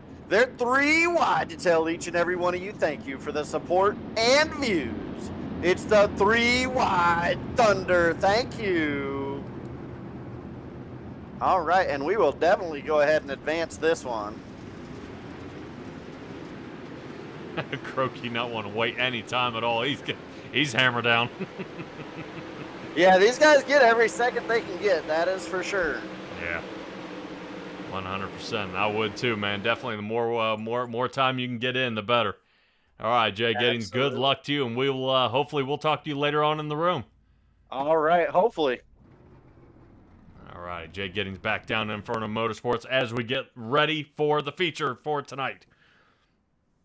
Drivers will be pulling out of the Giddings Mobile Repair Work Area and onto the track as they get ready for the grid. Michael Farron and Bob Evertson will be starting in the front, in front of Dylan Ayler and Jordan Lawrenson, who's starting in row 2. Row 3 will be Derek Gray and Matthew Croakey. Watch out for that number 2 car. I said it before, and even Chris Schaefer said it. I think he's holding something back. Once he can get that groove, he's picking up the pace. Charles Mayo sitting 7th, and Ian Humphreys will be 8th. Trevor Schroeder will be 9th. Chris Schaefer for the Inferno Motorsports sitting 10th. Brian Ox will be 11th with Tamara Cunha sitting in the 12th position on the outside of row 6. Moving to row 7 will be Jay Giddings and Matt Grimm, followed by Jason Bryant, unfortunately the Lone Ranger, in the back of the field. So many drivers with a lot of movement to prove out there. Hopefully they will be able to continue the charge on here tonight. Not too many laps. These guys definitely dwindle fast. 25, as we're going to be 5 short less of the big blocks. Big time moves by everybody out there. Let's go ahead and take a look. You know what? Because you guys are watching tonight, and this being our debut race with the Thunder Series, let's see if we can try to stretch this a little more for our timing tower. 15 drivers locked and loaded out there. Here we go, all 15 up on the screen. Pace truck is going to go by one more time. Want to give a shout out there for that A&J Customs Pace truck. Hopefully that'll be the last time we see that truck. We had a couple of cautions last race. Definitely can't blame these guys at all for that race. Having a few cautions. With that amount of speed, it's going to be tough. These drivers getting about another 10 to 15 miles an hour faster than they were in the big blocks. I would probably say these have a lot more handling with the downforce of that wing on top and then the adjustable one in the front to help them.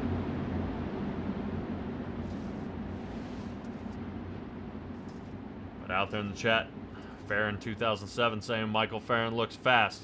I'll agree with that. Right now, I'd probably say Farron, Evertson, Croakey, and Lawrenson. Or Dylan Ayler. Holy cow, you want to talk about 5 drivers with some speed, but Michael Farron's going to show it off first. Green flag is out and away he goes. Bob Everson is trying to see if he can keep it together here as he's on the outside with Dylan Ayler on the bottom. 3 wide, they're going here in the back around Trevor Schroeder, and he's definitely trying to find a room. Moving on through, Trevor Schroeder moves, loses a position to Chris Schaefer, but then gets it back. Chris Schaefer into the wall here, riding up into the top, and now the chocolate chips are shooting through the fence. Can't do that. He's got to figure out how to get a little farther down than that, but the track gets slick ever so fast. Dylan Ayler still sitting 3rd. Right now, top 4 is unchanged. Matthew Croakey has broken into the top 5, now putting Derek Gray behind him. Biggest mover of the race is Matt Grimm, up 6th position, sitting 8th. So he didn't wait any time at all. He's on the charge. But speaking of on the charges, we're looking at Matthew Croakey in this fancy racing machine here in that red car. You can't miss him. He sticks out like a sore thumb, but he's going to try to be a pain in somebody's neck here tonight as he's running down Dylan Ayler, who's sitting 3rd. Rotating toward the back of the track, Matt Grimm still up 6 positions here. Outside line seems to be working for him so far. Ian Humphreys will be next on his list. Right now he's saying, get off my plate, and around he goes down to the bottom. Here he goes, sliding underneath of him here. Let's get a little closer and take a peek at the angle of this wreck. Oh, wreck. I said the angle of this, and it was going to be the angle of this wreck. Oh, man. Showing me here that maybe Jason Bryant might have been in this one. Something may have got bent around. Showing he may have had a problem back on lap 1. Let's try to take a quick replay. This is where he got oof. Something's wrong with the left front of his car here. You can see that left front tire dangling. So then we rotate it back. Take a look at Jason Bryant trying to get in the pit.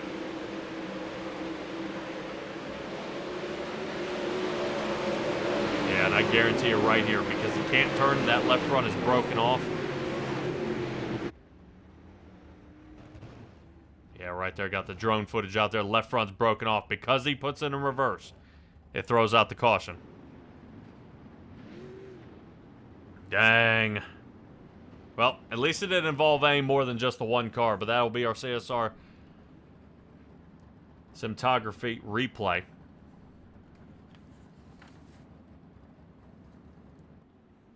Let's talk a little more about our caution sponsor, Getting Hooked. Now, we talk about them a little bit. Getting Hooked is owned and operated by brothers Captains Edward and Ryan Alford, proudly fourth-generation Alfords, born and raised in the Cedar Key with over 25 years of experience combined fishing. Combined fishing experience. Getting Hooked guide services provide personal and friendly fishing charter for speckled trout, redfish, and the seasonal catch like triple tail and snook in and around the Cedar Key area in Florida.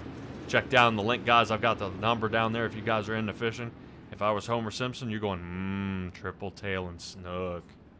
All right, let's get this one back underway. Bob Evertson and Michael Farron, 1 and 2 here. They're going to get double wide once again. I would probably say Evertson and Michael, Evertson and Ayler are not going to be caught off guard this time. Definitely, if you guys have tuned in before, you see the restart's a little bit different here. The leader gets a sole area out front. No one has to battle with him, so he's going to be able to stick his nose out in the front, choose high, low, be able to take a start from wherever he wants, and then it's side by side for Everson and Ayler, Croakey, and Derek Gray. Let's get back underway as we are under green. Boy, look at that slider here by Dylan Ayler. Everton sees it, just kind of watches it go on by. Waits on the bottom, and now it looks like Everton going for the lead. Let's take a peek at Everton here and see if he's got it. Low line, no can do. Michael Farron pulls away here. Dylan Ayler riding that high side as well. Low side won't hold forever. As you can see, it's definitely getting slick, so Everton trying to use it while it's there. Let's see if we can kind of squeeze it there a little bit. Travis Osborne, me too.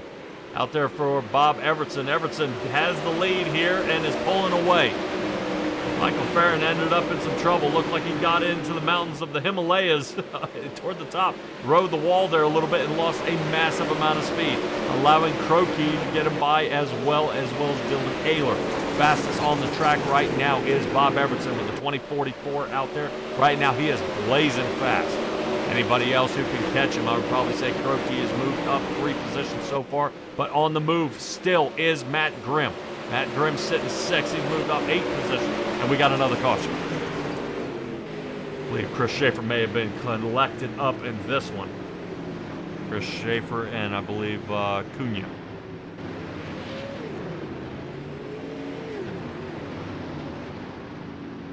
See if we can take a peek. It says Jason Bryant may have had some trouble back here lap 5. Whoa!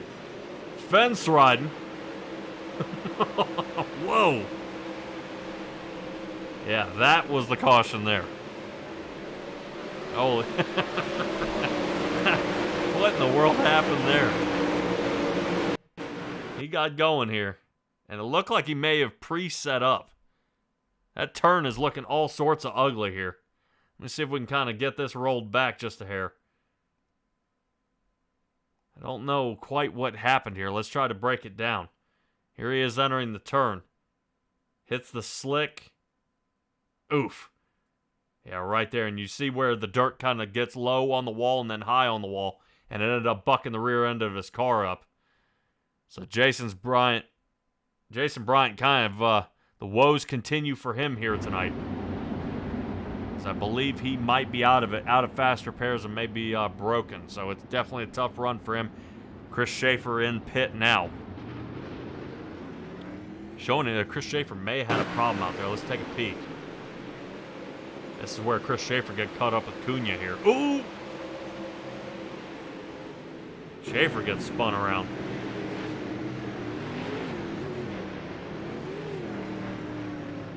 Fortunately, it doesn't look like too much damage was taken, but I don't know if I'd want to risk it going the speeds these guys are going.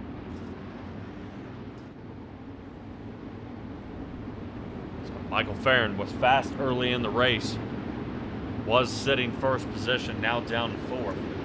Bob Evertson.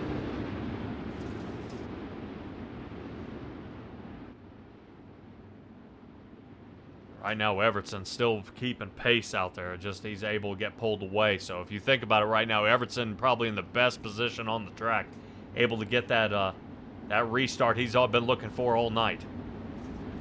But he's got two of the fastest guys on the track, Dylan Ayler and Matthew Croakey behind him. So this should be a good shootout here toward the end. Haven't reached the halfway point yet, so we still got a lot more racing to do. Pace truck should be ducking on off here. Oh, yeah. Bob Evertson going to take us to the green flag, and away we go. Gets the separation there. I do want to normally stay in the front, but we got already a massive car pile up here, starting with Charles Mayo. Sitting 9th, 10th, moving his way on back. Looks like Cunha's going to get him. Oh, man. All right, looks like everything settles down just a little bit, moving up to Schroeder. Schroeder 7th on the bottom, almost creating the 3 wide condition there with Matt Grimm, but Grimm still up 8 positions and charging. Speaking of charging, Bob Evertson taking a look at his lap times here. Last lap time of a 20:37.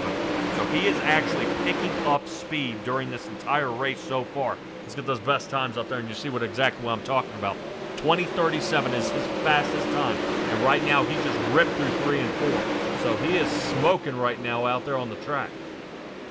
Don't know exactly what may slow him down, but Croakey's got that idea. He said bottom line is not where you want to go, bud. Croakey on the top, but ever so dangerous, as we saw what it did to Jason Bryan in the 573. The 0-2 of Matthew Croakey's getting pulled away now. Now starting to put a little distance on Bob Evertson. Right now, Travis Osborne out there kind of saying, getting schooled. Right now, I see Bob Evertson, unfortunately, getting a little lesson back here as Evertson trying to see if he can reel him in and keep him close. About a half-second lead Croakey's got on the field, but Croakey into the wall. Exactly what I think Evertson's waiting for. Let Evertson kind of munch that turn, bite it all to heck, and then tear that car up, and then Evertson may try to attack. Dylan Ayler, really interesting to see how he was able to take it hold. And he's really fallen off here, sitting 3rd right now in the 92. Track definitely seems to be breaking down something fierce. Ooh, did you see that bump coming out of that turn? Guarantee you that's a lot of what we're seeing here. Let's see if we can take a ride kind of on the nose of this car.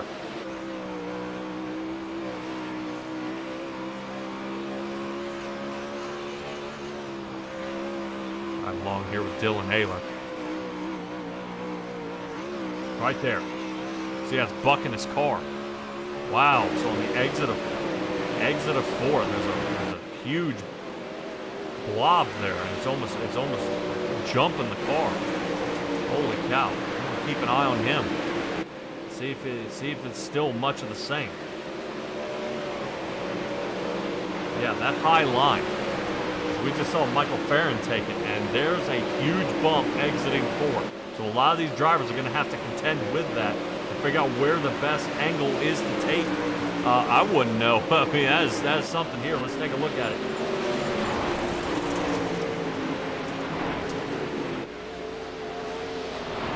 So yeah, you see kind of looking down at 4, you see how the wings are kind of bouncing there. So definitely looking really ugly for a lot of these drivers. They may have to change that line. But the high line seems to be showing the fastest. As we mentioned now, Matthew Croakey's ahead by almost a second and a half over Evertson. Evertson, I'm sure, will be happy with the podium position here, but we're going to be back under caution. Derek Gray is involved in this one.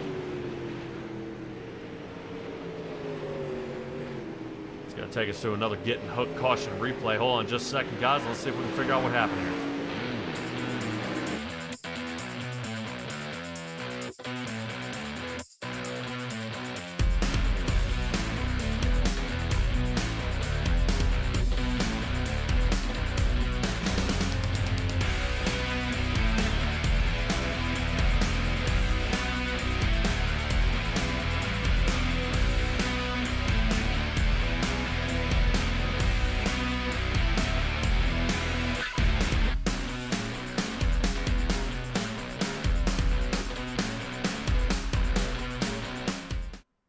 We are back. Caution replay. Let's take a look at it here.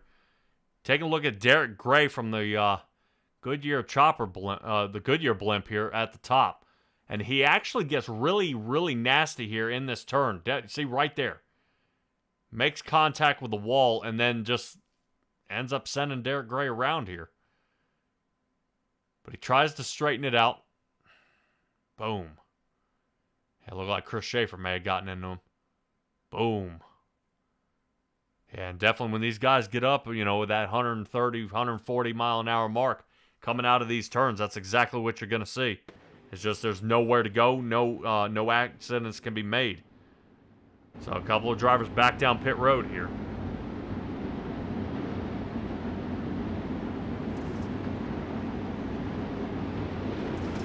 So far, I'm showing 2 have taken it down to the garage. Gray and Jason Bryant are in the garage.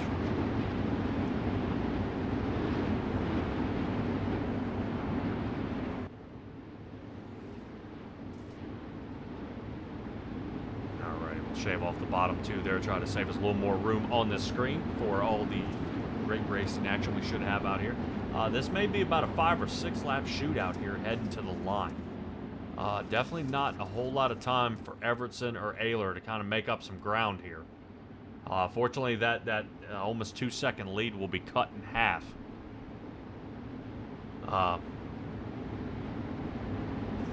If Croakey gets pulled away, it'll be cut in half, but at least, you know, they'll be able to be within striking distance.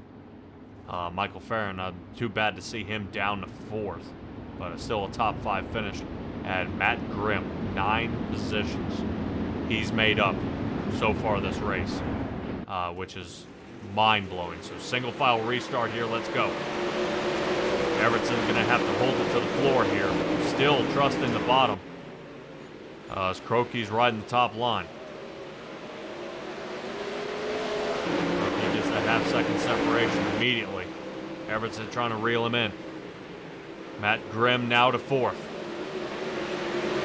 Evertson has the lead. Holy cow, he's got the lead with 5 to go. Evertson now trying to make a little room here as Croakey's riding the top again. Somehow Evertson has found a little more cushion down there since the caution. He was losing a bunch earlier before, but now he's got it. Evertson's still in the front, rotating back to Grimm. Grimm on the high side, seeing if he can get Dylan Ayler. Right now that 91 machine is a 10th position gainer, and now looking for 11th and has it. Side-by-side racing here with Evertson and Croakey. Croakey handling it like a pro here on the top line. You see him hitting the bumps here, but he knows exactly to keep that car straight when he hits the bump. But he doesn't. Hits it a little crooked there and then taps the wall. Allowing Evertson to reel him in just a little bit. Matthew Grimm up 11 positions, sitting 3rd. He's got a long way to go if he wants to catch these 2 guys. They're running side-by-side, heading down the back chute. Evertson on the bottom here, taking a peek. Matthew Croakey's on the outside. Evertson had him there for a moment. No can do. I wonder if Evertson's going to give up on the bottom here or if he's going to stay. Evertson's still trying to take a peek here. Caution. Oh, man. I'll tell you right now, Matt Grimm is going to be the one who gets the best of this one. Because he has been a moving machine. He's passed just about the entire field here, sitting 3rd. And now he's going to be able to put these 2 together. Right now it's showing Michael Farron was part of that last spin out here. Let's take a look.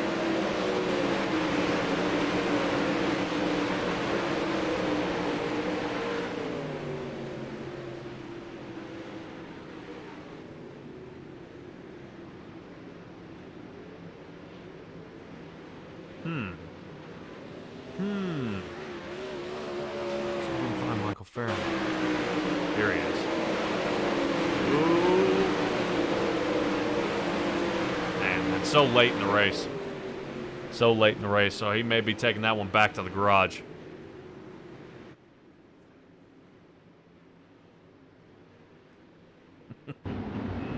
Wow, Travis Osborne out there. I see what you're typing, man.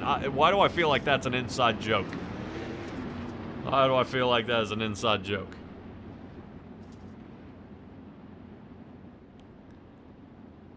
Alright, Bob Evertson. He's going to have his chance. Matthew Grimm is up 11 positions in this race. So far, I mean, this is a great show here by Matt Grimm. Dylan Ayler is unfortunately fallen out of the podium, sitting 4th. He'll have another shot here with about 2 laps to go. Trevor Schroeder up 4. Jordan Lawrenson has lost 2. Chris Schaefer's up 3. Talk about Schaefer being in a bunch of accidents here. originally with Cunha there. We saw him get clipped up there with Bryant.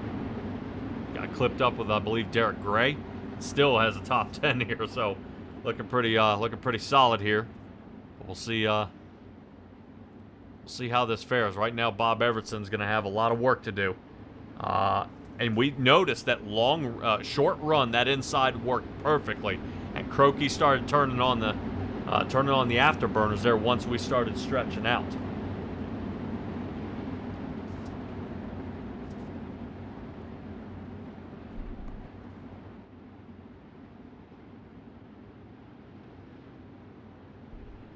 Alrighty, once again, appreciate you guys joining SimTraX Broadcasting here. Let's get it going.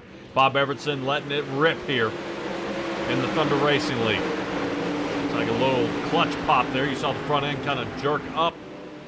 And I don't know if Evertson moved. Man, Evertson he's going to be defending for second place as Matt Grimm is all over him. Croaky is out of reach now.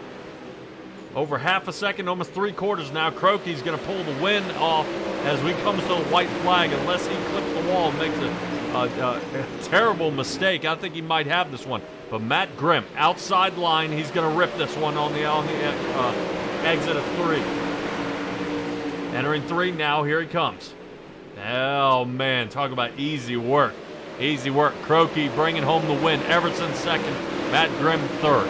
11 position move. Trevor Schroeder in the 5th. Dylan Ayler 5th. Trevor Schroeder moved up 5 positions, getting that 4th. So not too shabby out of all these drivers out here so far. We'll get the results up here in just a second. That way you guys can see exactly where all your favorite drivers ended up. Every dog has his day. Jason Bryan ended up, we saw him get in not 1, 2, but 3 tangle ups there, and he just said he had enough. Derek Gray and Michael Farron, you want to talk about, scoring on the pole and ended up outside the top 10 after that. It's kind of a bummer. But still got to make the charge here, and we'll kind of reel in our drivers here in just a moment and be able to talk to these guys, see what they've got to say, and get these going. Matt Grimm, looking good. Excellent job. Hats off to him. Alrighty, got a couple more drivers looking for Mr. Croaky, and then we should be locked and loaded and ready to go. So hold on just a moment. Let's see if we can get these guys.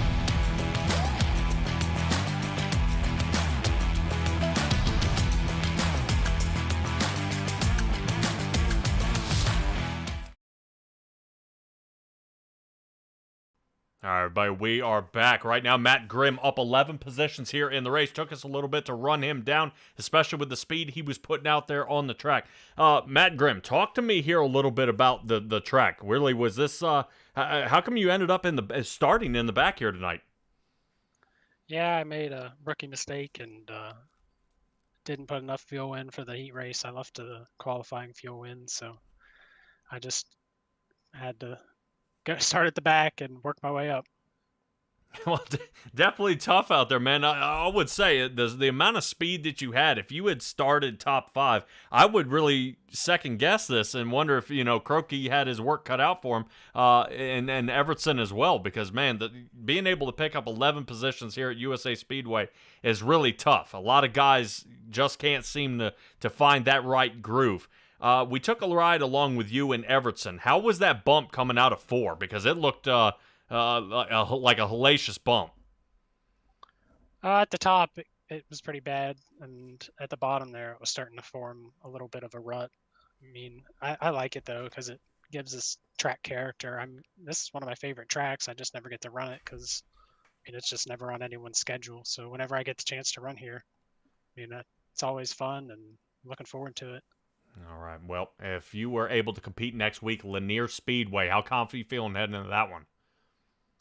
That one's 50-50.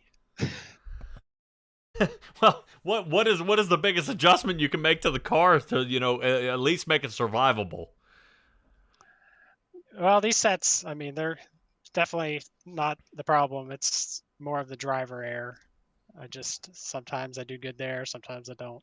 I'm But fairly. hopefully we can get good run together and see what we can do with these guys. I'll say, talk to me a little bit here, Jay. I may be mistaken. Is it Lanier or Lernerville? Which one's missing the guardrails? That is Lernerville. Okay. Whew. I was gonna say, well, I was gonna say, Matt, I feel you. I can't tell you how many cars I've seen fly into the trees on that one. Man. Yeah, that one's a fun track too. All right. Well, definitely you showed your expertise here. Unfortunately, wasn't able to get the win, but a podium for you, man. Give me your shout outs here, and we'll let you talk to Jay. Yeah, thanks to everybody who puts this league on. Thanks to all the guys over at YOB Racing and our sponsors, Catalysm Computers, CNC Race Designs, Speed Factory Sets, LCJ Carpentry, and Stingray Rock Tools Australia. All right, Jay, your turn. All right. Yeah. Hey, once again, congratulations again, Matt. We get to talk to you almost every single race you're in, but Matt, we don't pay for the cars you pass. We only pay for where you end up finishing at the end of the season. So, I mean, you keep making it hard on yourself, starting in the back and finishing on the podium, but you ain't got to do that, man. I know. I loaded into that heat race and I clicked over to my fuel and oh man, the disappointment. Finally was going to start up front in one of these things, but I mean, it's a challenge to come through the field and only makes you better. So, all righty, Matt Grimm, congratulations tonight, and we'll see you next week. Thanks, guys. All right, that gets us Matt Grimm and Jay. Man, Bob Evertson started second, ended second, but wasn't able to get anything out there. I know a couple of people out there were rooting him on. Travis Osborne was out there, and John Rambo out there in the chat were rooting on Bob Evertson, but was unable to reel in Croaky. And talk to me about these past few laps here, Bob. What in the world was going on out there? I don't know. The eventful one couldn't get it done tonight. Croaky had it dialed. I figured I had something if I went to the bottom and the track state and how brutal USA is with the bump coming out of 4. I figured it was just a matter of time that he would make a mistake, get into the wall, and I could get him. But he held it together and risked it for the biscuit, and he got the reward. So I'm happy to finish second. Not a bad run for the evening. No, I guarantee you he changed the stagger on the tires. He clipped that wall a few times there. I was concerned you running on the bottom the whole time. If that was, were you trying to avoid the bump coming out of 4?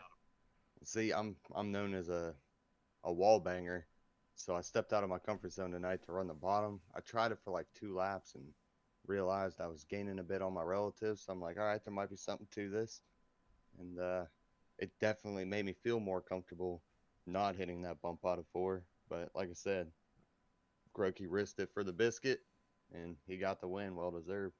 Yeah, well, definitely short run. That low line was working perfectly for you. Unfortunately, just unable to get it done.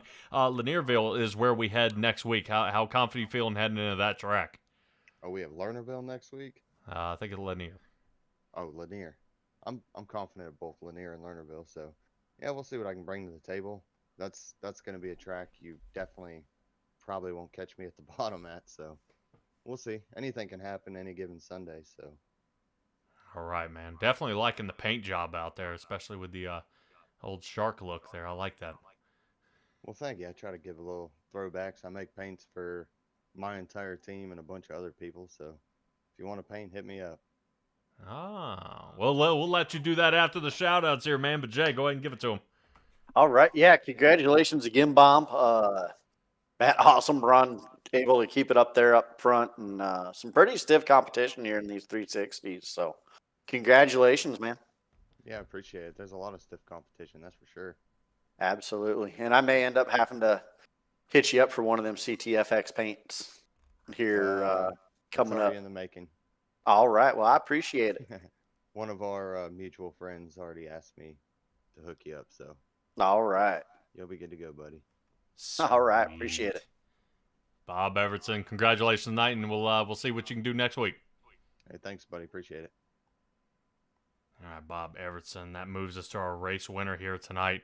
That being Matthew Croakey. Holy cow! And we talked to Chris Schaefer a little bit earlier, and kind of what he was calling out if this was going to be the man to win it. And Chris Schaefer said, "Watch out! He's a lightning bolt," and he was. Matthew Croakey, talk to me about this race. You were not afraid of any single inch of the top of this track, now were you? No. I mean, Trevor Meyer at M9 setups, he has these bad boys just dialed in. I think we're 4 for 4 right now on wins this season between our team.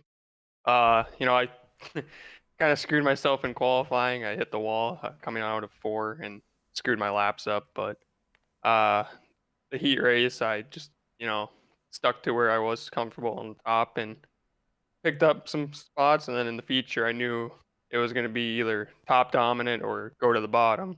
And I basically just loaded in the top setup, and it held up for the whole night.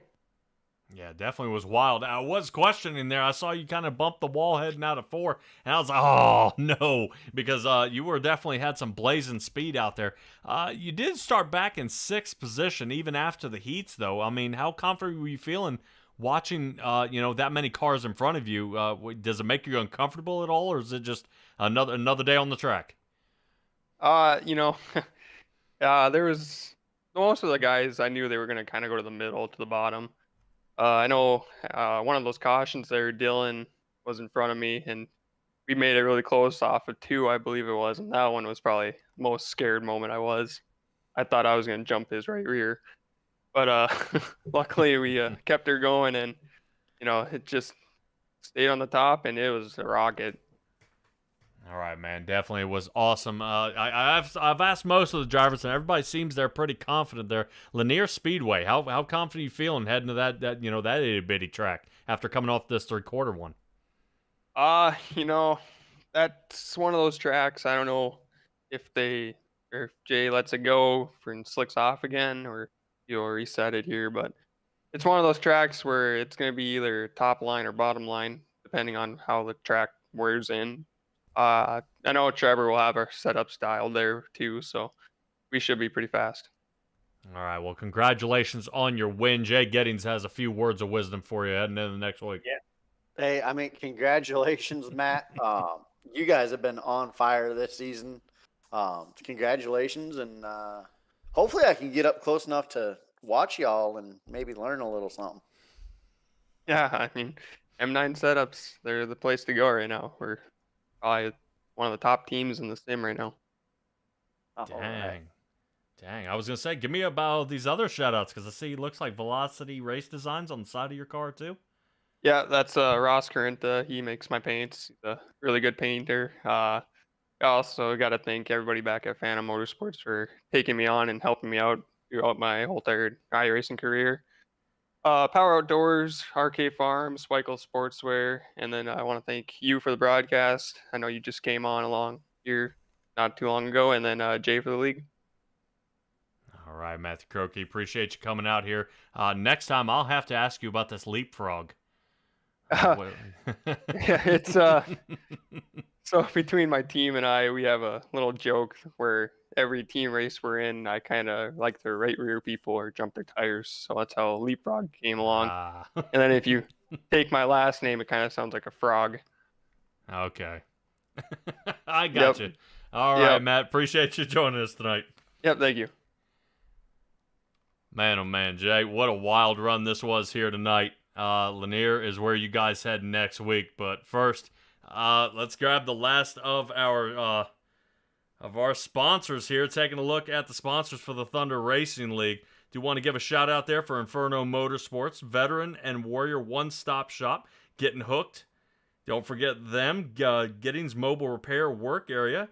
The A&J, they were the pace truck in our replays tonight, brought to you by CSR Simtography. What an awesome race it was here tonight. Appreciate you guys joining us at SimTraX Broadcasting. Jay, final words. Yeah, I mean, just want to thank everybody that comes out and watches these things. Got to thank these drivers because without them, there wouldn't be a league. And the sponsors, I mean, they do so much for the league, and everything ends up going back to these drivers. The big one I want to point out, and I point it out every week, whether I'm broadcasting or somebody else is, but Veterans and Warriors One Stop Shop, guys, excellent nonprofit organization. Their primary goal is to end veteran suicide. Check them out on Facebook or find Justin Jones in the Discord and send him a message to donate. Excellent cause, and 22 is too many, guys. Yeah, all the time. I mean, it's really sad, but I'm glad people are out there trying to help them for sure. Jay Giddings, appreciate you joining me here in the booth tonight.